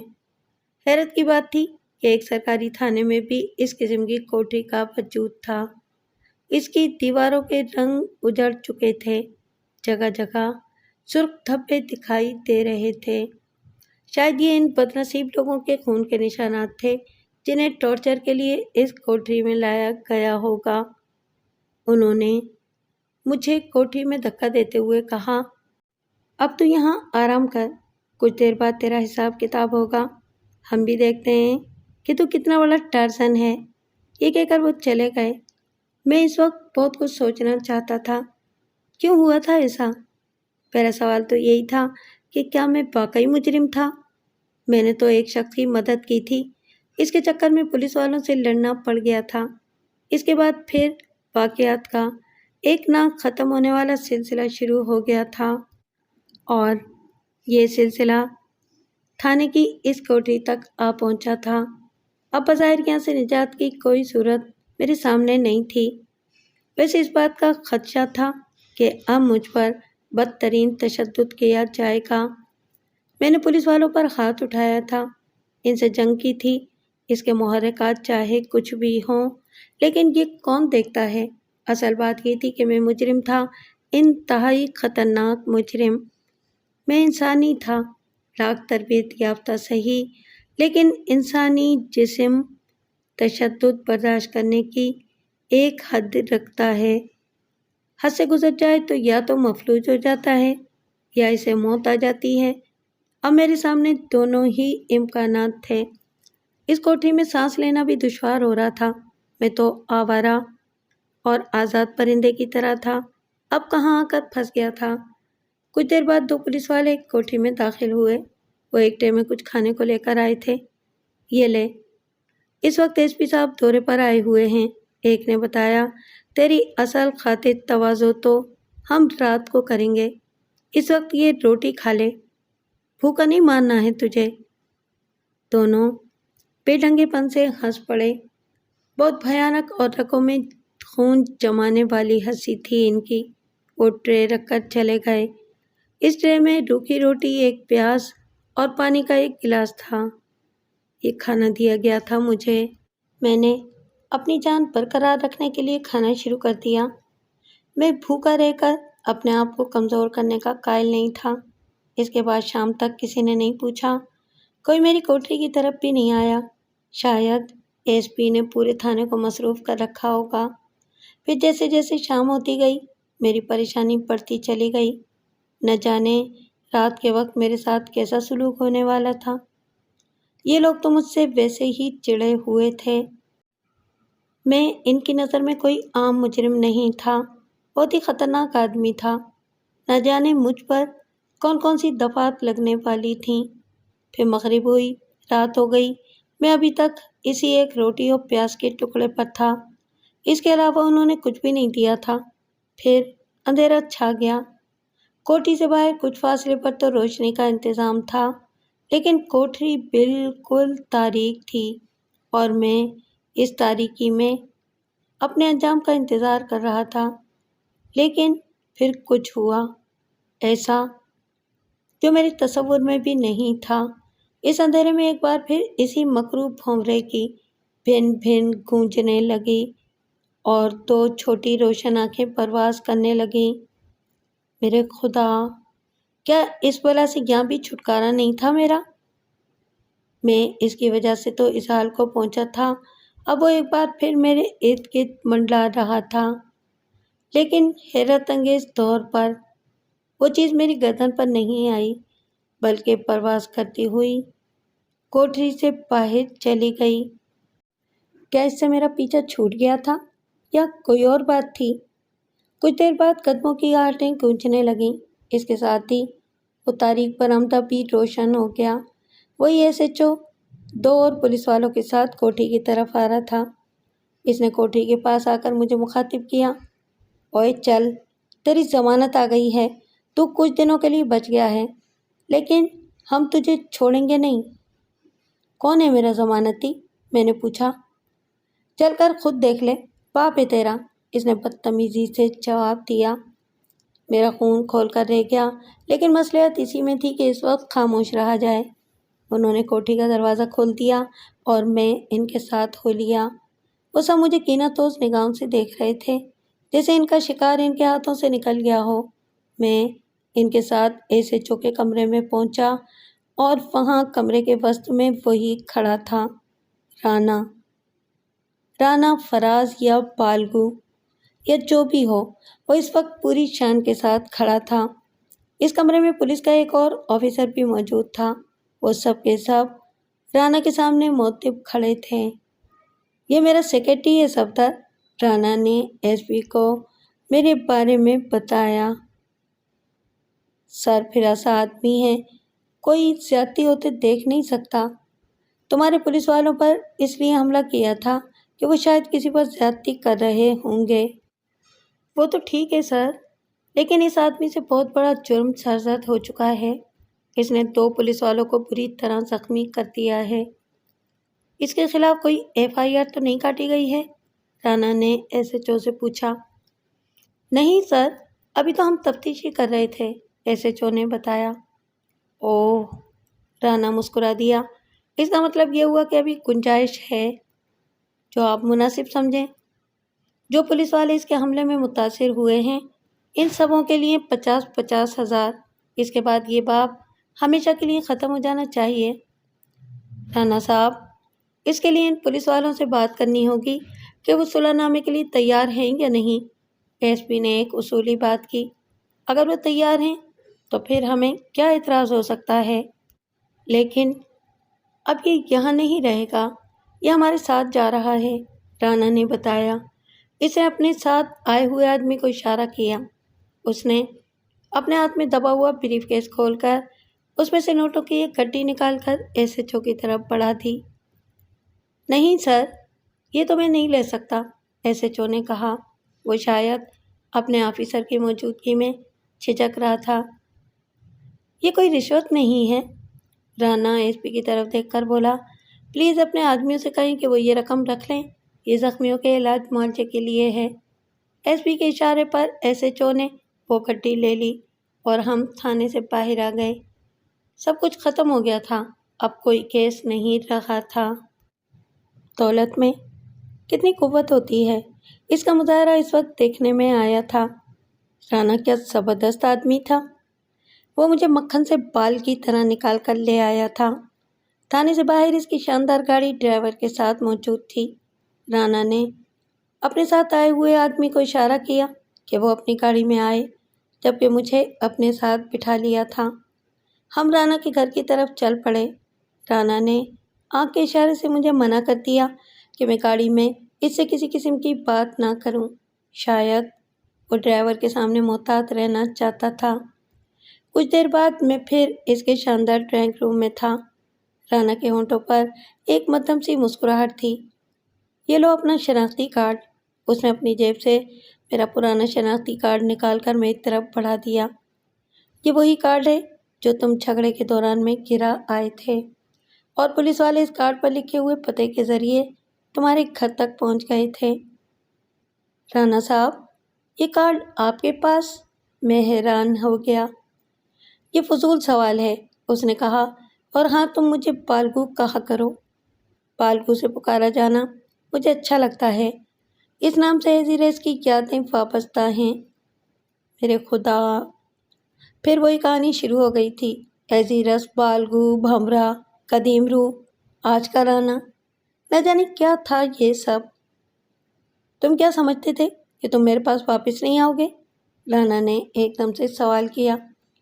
نہیں تو، ایسی تو کوئی بات نہیں تھی، میں نے گڑبڑا کر کہا۔ ایسا ہی تھا، وہ مسکرا دیا۔ میں تمہاری روح تک میں جھانک کر دیکھ سکتا ہوں۔ تم نے یہ فیصلہ کر لیا تھا کہ تم کسی بھی حال میں میرے پاس واپس نہیں آؤ گے، لیکن یہ دیکھو، اتفاقات تمہیں واپس لے آئے۔ میں اسے یہ کہنا چاہتا تھا کہ اتفاقات نہیں بلکہ اس کی شیطانی قوتیں اس کے پاس مجھے واپس لے آئی ہیں، لیکن میں اسے یہ بات کہہ نہیں سکا تھا۔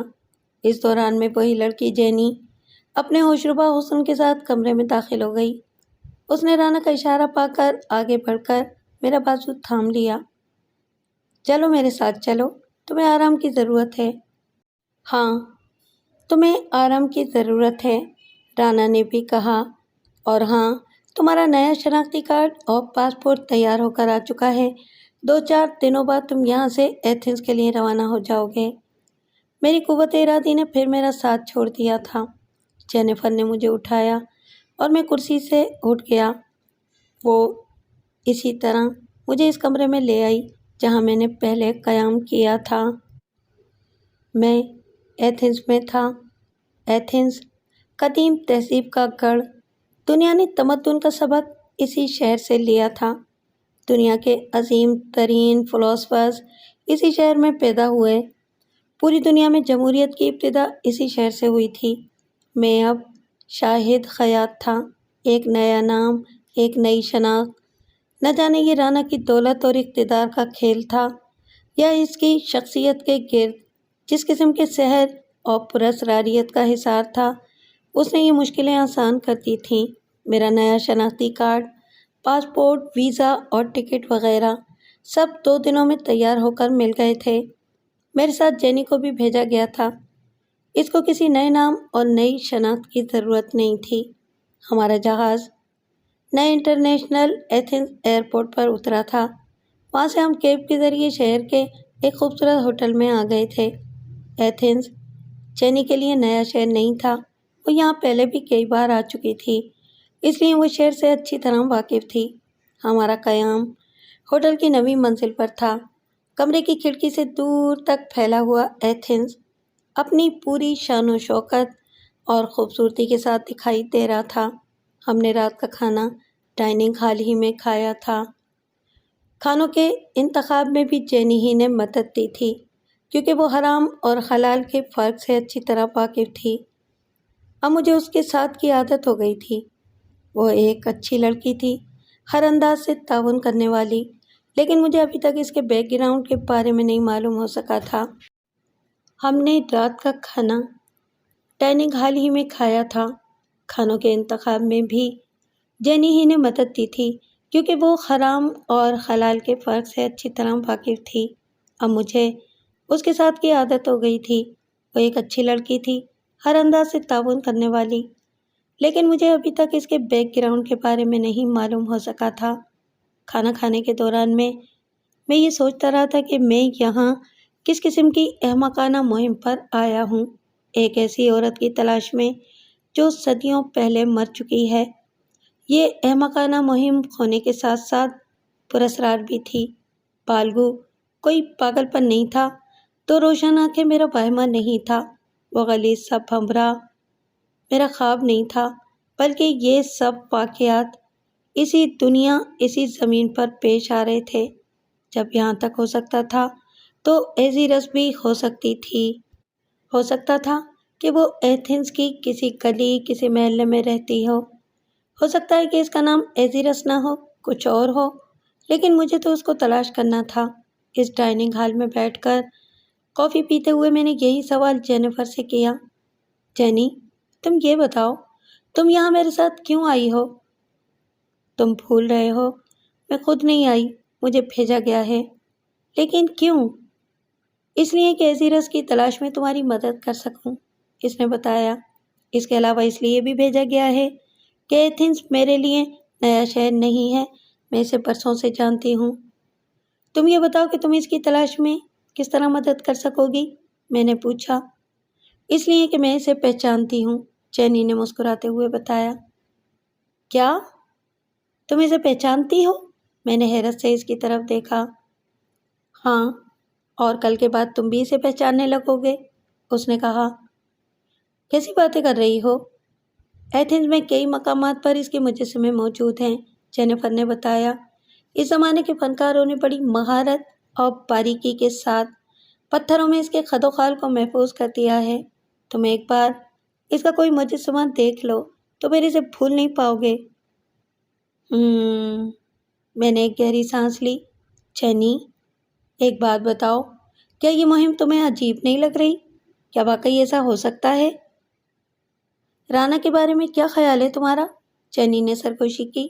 کیا تم بالگو کو اپنا وہم کہہ سکتے ہو؟ نہیں، میں نے اپنی گردن ہلا دی۔ میں اسے وہم کیسے کہہ سکتا ہوں؟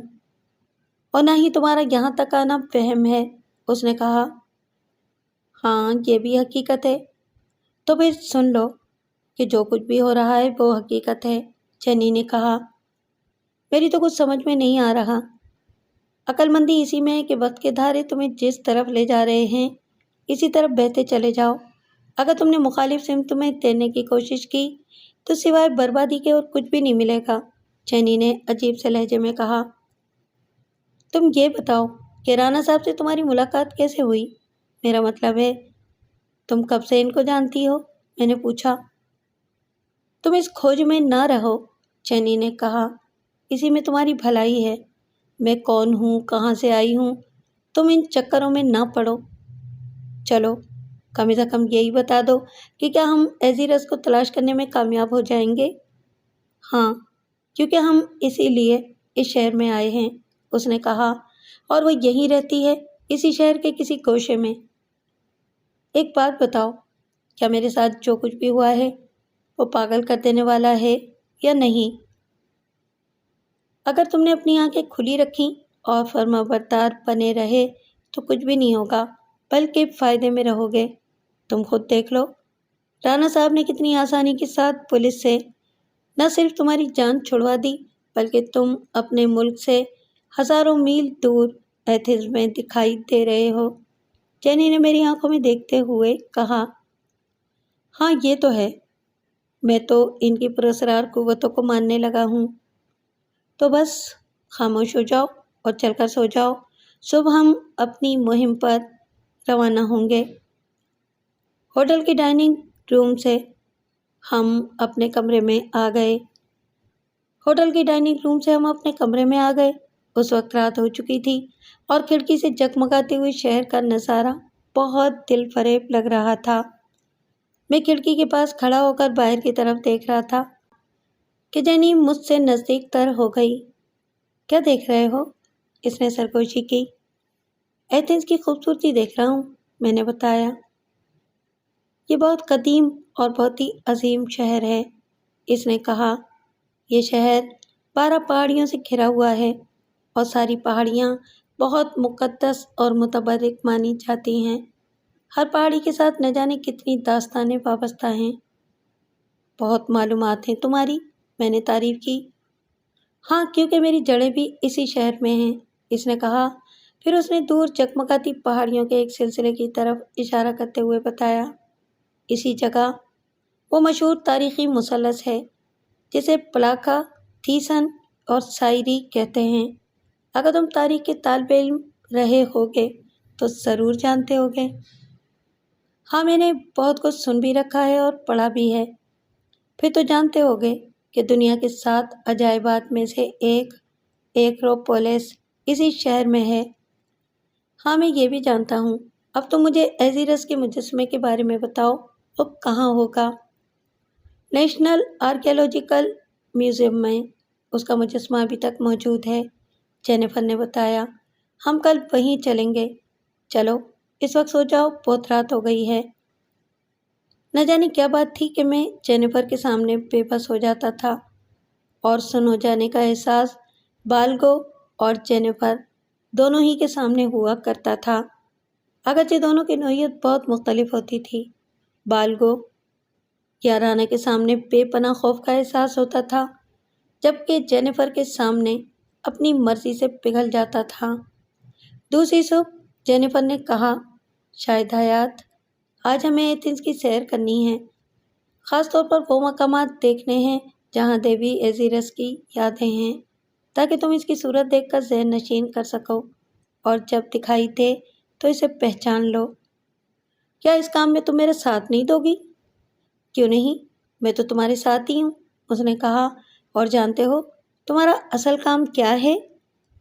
ایزیرس کو تلاش کر کے کسی دوسرے ملک میں لے جانا۔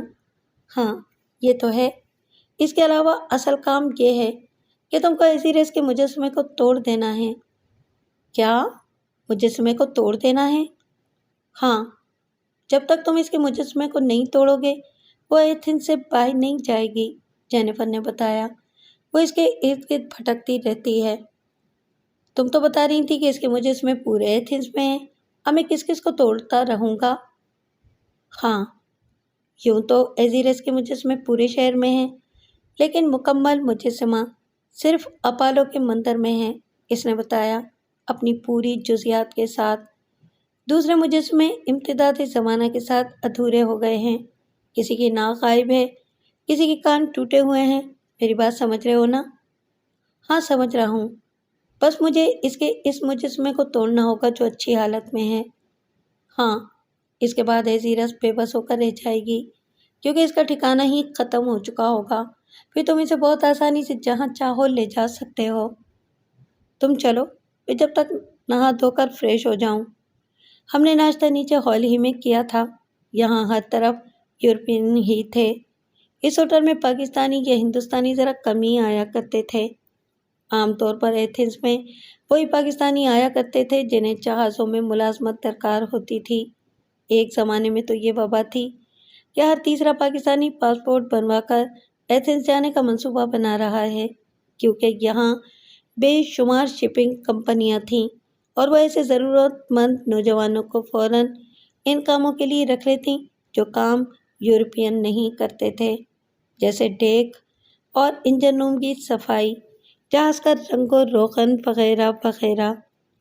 بندرگاہ کے ساتھ ایسے بے شمار سستے ہوٹل تھے جو پاکستانی اور ہندوستانی نوجوانوں سے بھرے رہتے تھے، لیکن ہم نے جس ہوٹل میں قیام کیا تھا وہ ایک شاندار اور مہنگا ہوٹل تھا۔ یہ سب اس پراسرار رانا کی وجہ سے ممکن ہو سکا تھا۔ ناشتے کے دوران میں جینیفر نے مجھ سے پوچھا، ایک بات بتاؤ، تمہارا میرے بارے میں کیا خیال ہے؟ اگر میں اپنے معاشرے اور اپنے اقدار کے حوالے سے بات کروں تو تم ایک ایسی لڑکی ہو جس نے خود کو غیر کے حوالے کر دیا ہے، اس لیے میرے معاشرے میں تمہیں اچھی نگاہوں سے نہیں دیکھا جائے گا۔ شاید تم اپنے پوائنٹ آف ویو سے صحیح کہہ رہے ہو، لیکن ہمارے یہاں معاملہ کچھ اور ہے۔ جینی، تمہاری یہ بات میری سمجھ میں نہیں آئی، یہ کیسا فلسفہ ہے؟ یہ بہت قدیم فلسفہ ہے، وہ مسکرا دی۔ یہ اس زمانے کا فلسفہ ہے جب ایزیریس اور بالگو رہا کرتے تھے۔ میرا مطلب ہے کہ جب ایزیریس اور بالگو تھا۔ روایت یہ تھی کہ جو شخص یا دیوتا ایزیریس کا ہو جائے اور ایزیریس اس کے ساتھ وقت گزارے، اس شخص کو کسی اور دیوی یا عورت کی مجال نہیں تھی کہ اپنی طرف متوجہ کر سکے یا اس سے محبت کا اظہار کر سکے۔ سمجھ گیا، یعنی اس بالگو کو کوئی اور پسند نہیں کر سکتی تھی یا اس کے قریب نہیں جا سکتی تھی؟ ہاں، ایسا ہی ہوتا تھا، اس نے کہا، اور اگر کسی نے ایسی جرات کی تو سارے دیوتا مل کر اسے سزا سناتے۔ اور وہ سزا کیا ہوتی تھی؟ وہ سزا یہ ہوتی تھی کہ اس عورت یا دیوی کے جسم کو پامال کیا جاتا رہے گا صدیوں تک، اور جب مقررہ گنتی ختم ہو جائے گی تو پھر وہ بالگو کو حاصل کر لے گی، یعنی اس بالگو کو جس کی محبت میں اسے یہ دن دیکھنا پڑا ہے، یہ سزا برداشت کرنی پڑی ہے۔ کیا بالگو ایسی صورت میں بھی اسے قبول کر لے گا؟ ہاں، قبول کر لے گا۔ بہت ہی عجیب فلسفہ ہے، میں نے گہرا سانس لیا۔ لیکن تمہیں یہ کہانی کہاں سے معلوم ہوئی؟ یہ روایتیں تو صدیوں سے چلی آ رہی ہیں، اس نے کہا۔ چلو مان لیا کہ ایسا ہے، لیکن تمہارا اس روایت سے کیا تعلق؟ میں نے پوچھا۔ میرا تعلق؟ وہ بے ساختہ کچھ کہتے کہتے رک گئی۔ اب چلو یہاں سے چلتے ہیں، تمہیں ایزیریس کا دیدار کروا دوں۔ ہم ہوٹل سے باہر آ گئے۔ کئی مرد گائیڈ ہماری طرف آئے، وہ ایتھنز کے شہر کی باتیں کر رہے تھے۔ ان میں سے ہر ایک اپنی اپنی جگہ ماہر تاریخ داں تھا، لیکن جینیفر نے یونانی زبان میں کچھ کہہ کر انہیں وہاں سے ہٹا دیا۔ جینی، تم تو بہت اچھی یونانی بول لیتی ہو، میں نے کہا۔ ہاں، میں یہ بتا چکی ہوں کہ میری جڑیں یونان میں ہیں، خاص طور پر ایتھنز میں۔ میں یہاں کے چپے چپے سے واقف ہوں۔ چلو کیب لے لیتے ہیں۔ ہم ایک خوبصورت سی کیب میں بیٹھ گئے۔ امالیاس ایونیو سے ہوتے ہوئے ہم الیگزینڈر ایونیو پہنچ گئے۔ جینیفر سارے راستے بتاتی رہی تھی کہ یہ دیکھو، یہ پنائی اسٹریٹ ہے، یہ لاڈا اسٹریٹ ہے، اسے مامی اسٹریٹ کہتے ہیں، اور یہ ہے سانتا روز اسٹریٹ۔ کیا ہم اس وقت پورے شہر کی سیر کو نکلے ہیں؟ میں نے پوچھا، کیونکہ میں یہ محسوس کر رہا ہوں کہ ہم کبھی ایک ڈائریکشن میں جا رہے ہیں، کبھی دوسری ڈائریکشن میں۔ ہاں، وہ مسکرا دی۔ تم ذہین آدمی ہو، تم نے یہ بات محسوس کر لی۔ میں دراصل ان راستوں سے گزرتی ہوئی لے جا رہی ہوں جہاں ایزیریس کے مجسمے ہوا کرتے تھے، لیکن اب کہیں بھی دکھائی نہیں دے رہے۔ تو پھر کہاں ملے گا؟ وہی اپالو کے مندر میں، اس نے بتایا، وہاں وہ اپنی اصلی حالت میں موجود ہے۔ ہم اپالو کے مندر میں پہنچ گئے۔ راستے میں اور بہت کچھ دیکھنے کو ملا تھا جن کے بارے میں جینیفر بتاتی رہی تھی۔ ایتھنز سٹی ہال، رصد گاہ، نیشنل تھیٹر، نیشنل لائبریری۔ ہماری کیب فریش ڈیزائن ہوٹل کے سامنے سے بھی گزری تھی۔ اس نے بتایا کہ یہ ایتھنز کے مہنگے ترین ہوٹلوں میں سے ہے۔ بہت دیر کے سفر کے بعد ہم اپالو کے مندر میں پہنچ گئے۔ کیا شاندار مقام تھا! اس زمانے کا آرکیٹیکچر حیران کیے جا رہا تھا۔ اونچے اونچے ستون، محرابیں इस कदीम इमारत को इसी अंदाज में बरकरार रखा गया था। यहाँ सयाहों की भीड़ थी। बहरहाल हम अपोलो के अजीमुशान मुजस्समे के सामने झांककर खड़े हो गए। क्या शानदार मुजस्समा था, अपनी तमाम तर जुज़ियात समेत। फनकार ने पत्थरों में जान डाल दी थी। पत्थर का मुजस्समा बोलता हुआ महसूस होता था और इसे कुछ ही फासले पर एज़िरेस का मुजस्समा था। फनकार ने इसको बनाने में भी अपनी बेमिसाल महारत का सबूत दिया था। क्या दिलकश नकूश थे। पतले होठों पर मुस्कुराहट फैली हुई थी। आंखों के तासुरात ऐसे थे जैसे दुनिया को फतह करने का आज़्म रखती हो। और इन सब चीज़ों के अलावा जिसने मुझे मबहूत कर दिया था वो एक भंवरा था। वो कोई ज़ेवर था, भंवरे की शक्ल का। किसी कीमती पत्थर से बनाया हुआ वो भंवरा इसकी पेशानी के वस्त्र में चिपका हुआ था। इसको बनाने में भी कमाल की महारत दिखाई गई थी। वो इतना जिंदा मालूम होता था जैसे अभी भिन भिन करता हुआ परवास कर जाएगा। और सबसे हैरत अंगेज और भयानक इसकी वो दो छोटी रोशन आंखें थीं जो मुझे घूरती हुई महसूस हो रही थीं। क्या एहसास हो रहा है इसे देखकर? जेनिफर ने सरगोशी की। ये तो वही भंवरा है, मैंने कहा। हाँ, ये भंवरा ही एज़िरेस की निशानी है, इसने बताया। तुम इस भंवरे से देवी को निजात दिला दो। इसके बाद देवी तुम्हें एथेंस की किसी सड़क पर मिल जाएगी। तुम इसे अपने साथ ले जा सकते हो। चैनी, तुम मुझे एक बात बताओ, अगर मैं ये सब ना करूं तो क्या होगा? बहुत बुरा होगा, चैनी ने कहा। ये भंवरा, मेरा मतलब है कि बालगू, तुम्हारा पीछा नहीं छोड़ेगा। इसकी आंखें दुनिया के हर कोने में तुम्हारा ताक़ुब करती रहेंगी। तुम्हारी नींदें बर्बाद हो जाएंगी, तुम्हारा सुकून ग़ारत हो जाएगा। बालगू ने लाखों लोगों में से तुम्हारा इंतखाब किया है। वो कभी नहीं चाहेगा कि तुम इसके मिशन को अधूरा छोड़ दो। मैंने एक गहरी सांस ली। अगर मैंने इसकी बात मान ली तो फिर क्या होगा? आज़ादी। तुम आज़ाद हो जाओगे। फिर कोई भंवरा तुम्हारा पीछा नहीं करेगा। फिर तुम्हें भिन भिन की कोई आवाज़ सुनाई नहीं देगी। और मैं ये जानती हूँ कि बालगू तुम्हें इतनी दौलत भी दे देगा कि तुम सारी ज़िंदगी आराम से गुजार सको। क्या तुम जानती हो कि मुझे भिन भिन की आवाज़ें सुनाई देती हैं या दो आंखें मेरा पीछा किया करती हैं? हाँ, वो हंस पड़ी। बालगू का ऐसा कौन सा राज है जो मुझसे छुपा हुआ हो? तो फिर क्या करूँ? क्या करूँ मैं? तोड़ दूँ इस मुजस्समे को? मैंने पूछा। नहीं, अभी नहीं, चैनी ने कहा। दिन का वक्त है, हर तरफ लोग मौजूद हैं। तुम इतने बड़े विरसे को तबाह करोगे तो यहाँ की हुकूमत और आवाम तुम्हें माफ़ नहीं करेगी। तुम एक और बड़ी उलझन में फंस जाओगे। इसके लिए हमें रात को आना होगा। क्या रात के वक्त यहाँ की निगहबानी नहीं होती? वो किस लिए? इन मुजस्समों को किसी से क्या खतरा हो सकता है कि यहाँ चौकीदारी की जाए? चैनी ने कहा। अलबत्ता तुम जो कुछ करोगे वो पहली हरकत होगी, क्योंकि यहाँ इससे पहले कभी ऐसा नहीं हुआ होगा। मेरा तो दिल चाह रहा है कि मैं इसी वक्त ये किस्सा ख़त्म कर दूँ, मैंने कहा, क्योंकि मैं बुरी तरह उलझ गया हूँ। इस किस्म के पुरअसरार वाक़यात ने मेरी ज़िंदगी अजीरन कर दी है। आखिर ऐसा क्यों हुआ, समझ में नहीं आया। देखो शाहिद हयात, असल कहानी ये है कि वाक़यात और हादसात किसी का इंतखाब कर लेते हैं। ऐसा नहीं होता कि सब कुछ एकदम से हो जाता है, बल्कि वक्त की बरसों पुरानी प्लानिंग हुआ करती है। इन वाक़यात को पेश आना था और वो पेश आ रहे हैं। अगर तुम्हारे साथ नहीं होते तो किसी और के साथ होते, लेकिन होते ज़रूर। और हर एक को यही शिकवा होता कि उसके साथ क्यों हो रहे हैं। यानी तुम ये कहना चाहती हो कि मेरी किस्मत में यही लिखा हुआ था? हाँ, सीधे साधे अल्फाज में तुम यही समझ सकते हो, चैनी ने कहा। बहरहाल अब चलो, हम एथेंस की सैर करते हैं। रात को फिर वापस आ जाएंगे। हमारी कैब हमारा इंतज़ार ही कर रही थी। हम फिर कैब में आ गए। चैनी अब मुझे एथेंस के जदीद मकामात की सैर करवा रही थी। हम रात 9 बजे तक यूं ही घूमते रहे और फिर रात के खाने के लिए एक होटल में दाखिल हो गए। यहाँ जेनी ने अचानक मेरा हाथ थाम लिया। हयात, तुम बहुत अच्छे आदमी हो। मैं नहीं चाहती कि वो कुछ कहते कहते खामोश हो गई। बताओ। تم خاموش کیوں ہو گئیں؟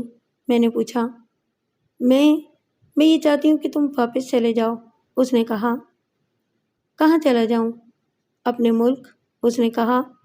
یہاں تمہارے لیے دشواریاں ہیں، لیکن میں بچاؤں گی تمہیں۔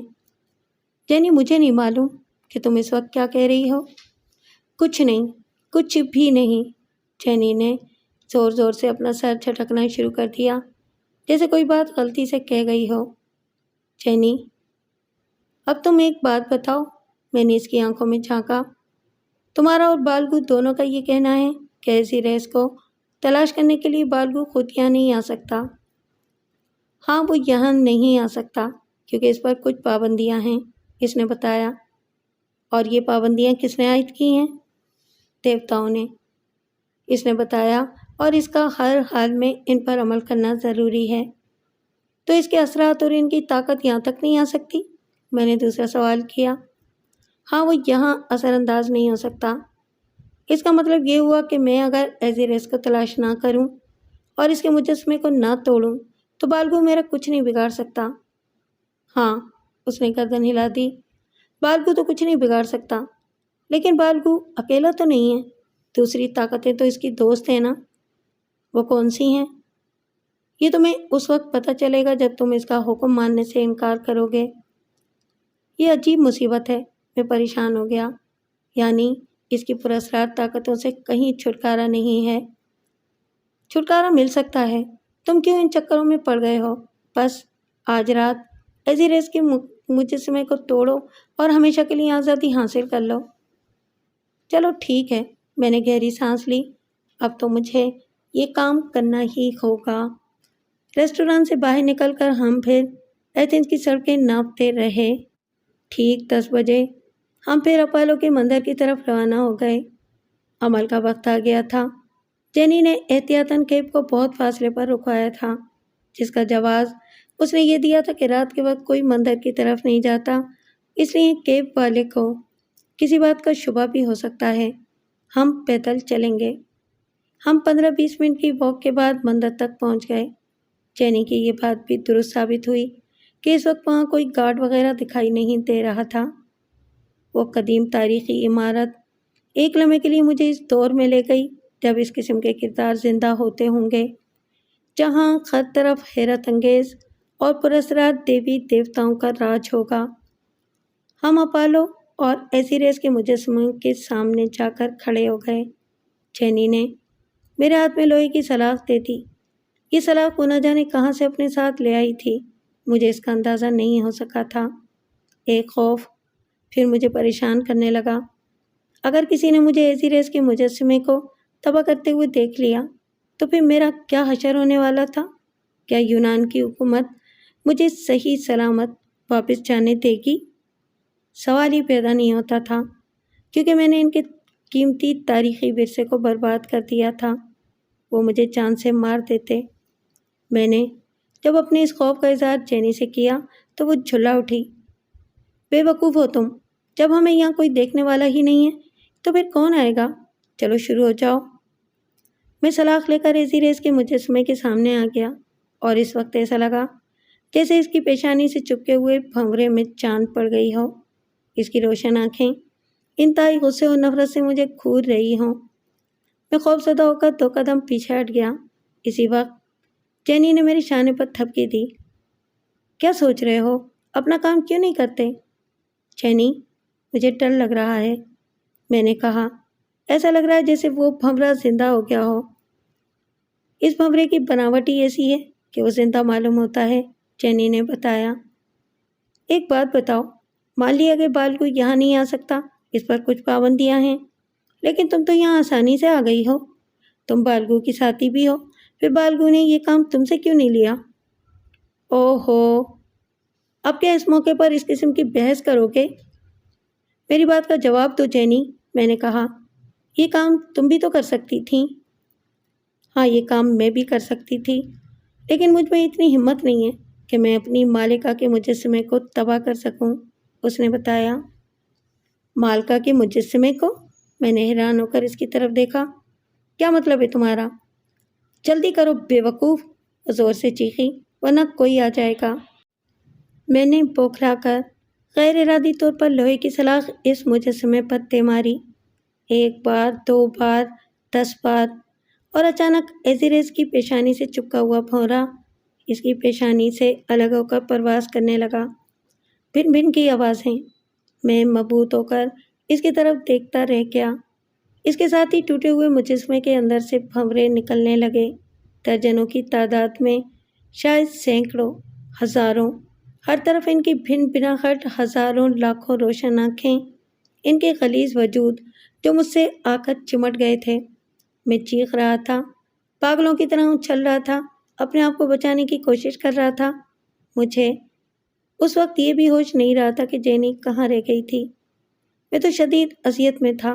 سینکڑوں بھنوروں کے ڈنک میرے جسم میں اترتے جا رہے تھے۔ پھر مجھے کسی بات کا ہوش نہیں رہا۔ میں بے ہوش ہو کر گر پڑا تھا۔ میں نہیں جانتا کہ میری بے ہوشی کا وقفہ کتنا طویل تھا، شاید 1 گھنٹہ، 1 ہفتہ یا 1 مہینہ۔ بس میرے چاروں طرف اندھیرے کا سمندر تھا اور میں اس سمندر میں ڈوبتا جا رہا تھا۔ ہوش آیا تو میں ایک کمرے میں تھا۔ میرے ارد گرد کچھ لوگ کھڑے تھے، وہ مجھے ڈاکٹرز معلوم ہوئے۔ ان کے درمیان ایک پاکستانی چہرہ بھی دکھائی دیا، جسے دیکھ کر مجھے تقویت ہوئی تھی۔ مجھے ہوش میں دیکھ کر وہ میرے پاس آ گیا۔ تم اس وقت ایتھنز کے اولمپین اسپتال میں ہو، اس نے اردو میں بتایا، اور پولیس تمہیں گرفتار کر چکی ہے۔ اب جو بیان دو گے سوچ سمجھ کر دو گے۔ آپ کون ہیں جناب؟ میں نے پوچھا۔ میرا نام اطہر الوی ہے، اس نے بتایا۔ میرا تعلق پاکستانی قونصل سے ہے۔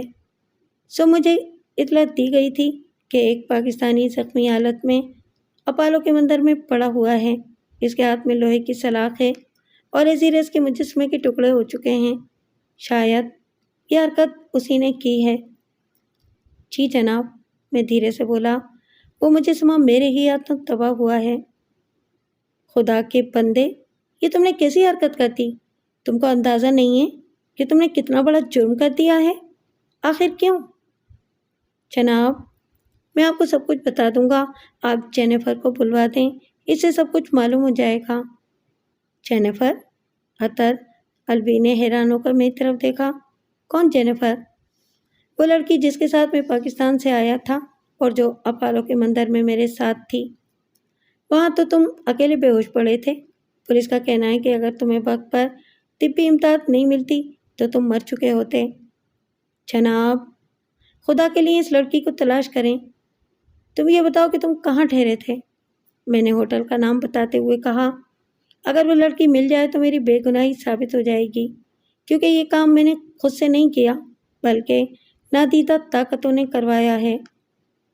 کون سی نادیدہ طاقتیں؟ میں آپ کو پوری کہانی سنا دوں گا صاحب، لیکن پہلے اس لڑکی کو تلاش کروائیں۔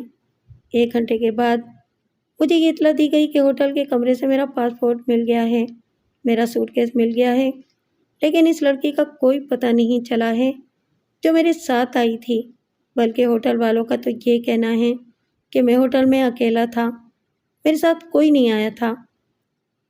اب شاید میں پاگل ہو جاؤں گا، میں نے کہا۔ وہ لڑکی پاکستان سے میرے ساتھ آئی تھی، اس کا ویزا لگا ہوگا، ایئرپورٹ پر اس کی انٹری ہوگی۔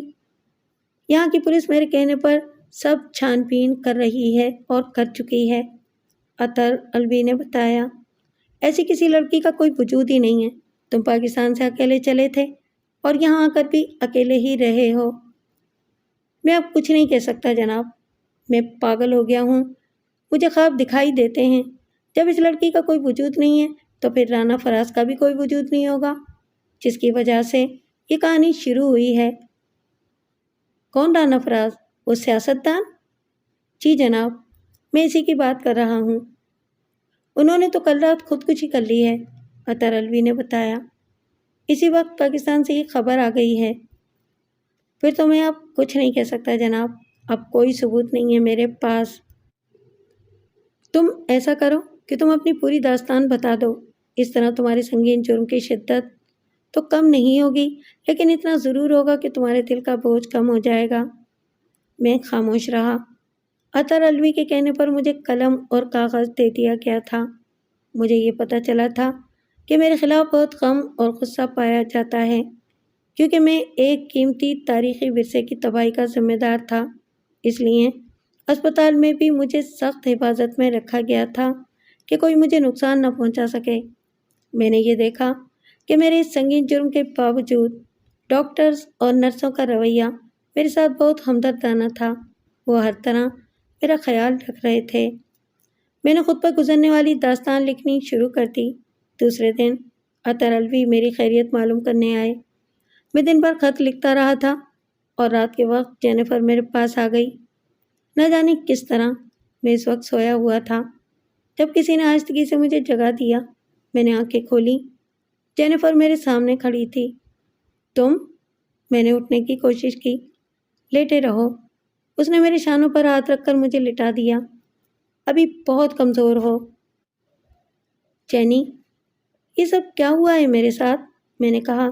یہ کیا تماشا ہے؟ تم کہاں غائب ہو گئی تھی؟ میں تمہیں صرف یہ بتانے آئی ہوں شاہد حیات کہ میرا کوئی وجود نہیں ہے۔ میں صرف ایک پرچھائی ہوں۔ جس طرح رانا فراز بالگو کی پرچھائی بن کر زندگی گزار رہا تھا، اسی طرح میں بھی ایزیریس کی خادمہ اول ایک پرچھائی ہوں۔ ایزیریس کی خادمہ؟ ہاں، میں اس دیوی کی خادمہ تھی، اس نے بتایا۔ جب بالگو دیوی کی زندگی میں ایک رات کے لیے آیا تو میں خود اس فانی انسان کی محبت میں گرفتار ہو گئی۔ میں نے تمہیں ایک کہانی سنائی تھی کہ اتنے وصال کے بعد ایک لڑکی کو نجات ملے گی۔ ہاں، تم نے بتایا تھا۔ تو وہ لڑکی میں ہی تھی۔ مجھے اس بات کی سزا ملی تھی کہ میں نے ایزیرس کے محبوب کو اپنا محبوب سمجھا۔ پھر مجھے جینیفر بن کر رانا فراز کے ساتھ اس دنیا میں واپس آنا پڑا۔ اس دوران میں رانا فراز کو یہ معلوم ہو گیا کہ اس کی دیوی ایزیرس انسانی روپ میں ایتھنز میں موجود ہے، تو اس نے تمہیں دیکھا اور تمہیں اس کام کے لیے یہاں بھیج دیا۔ لیکن مجھے یاد ہے کہ اس نے مجسمے کو توڑنے کے لیے نہیں کہا تھا۔ وہ تو میں نے جان بوجھ کر توڑوایا ہے۔ جینیفر ہنس پڑی، تاکہ ایزیرس دوبارہ اس دنیا میں نہ آئے اور بالگو کو میں اپنی محبت کا یقین دلا کر اسے اپنا بنا سکوں۔ لیکن کچھ بھی نہیں ہوا۔ ادھر تم نے ایزیرس کے مجسمے کو توڑا اور اس طرف بالگو نے خودکشی کر لی۔ اب وہ دونوں پھر ایک دوسرے کے ساتھ ہیں اور میں پہلے کی طرح اکیلی رہ گئی ہوں۔ لیکن میں پھر جا رہی ہوں ان کے پاس، دیکھتی ہوں کہ میری قسمت میں ناکامیاں کہاں تک لکھی ہیں۔ جینیفر، تم نہ جاؤ، میں نے کہا۔ میں تمہارے ساتھ رہنا چاہتا ہوں۔ میں تو صرف ایک پرچھائی ہوں اور پرچھائیوں کے ساتھ زندگی نہیں گزاری جاتی۔ میں جا رہی ہوں، دیوتا تمہاری حفاظت کریں۔ اور وہ چلی گئی۔ میں عطر الوی ہوں۔ شاہد حیات نے اپنی یہ کہانی لکھ کر میرے حوالے کر دی تھی۔ میں اسے پڑھتا رہا، سوچتا رہا کہ کیا آج بھی اس قسم کے واقعات رونما ہو سکتے ہیں؟ کیا ہماری اس روشن دنیا کے اس پار کوئی اور بھی دنیا ہے، پراسرار، نہ سمجھ میں آنے والی؟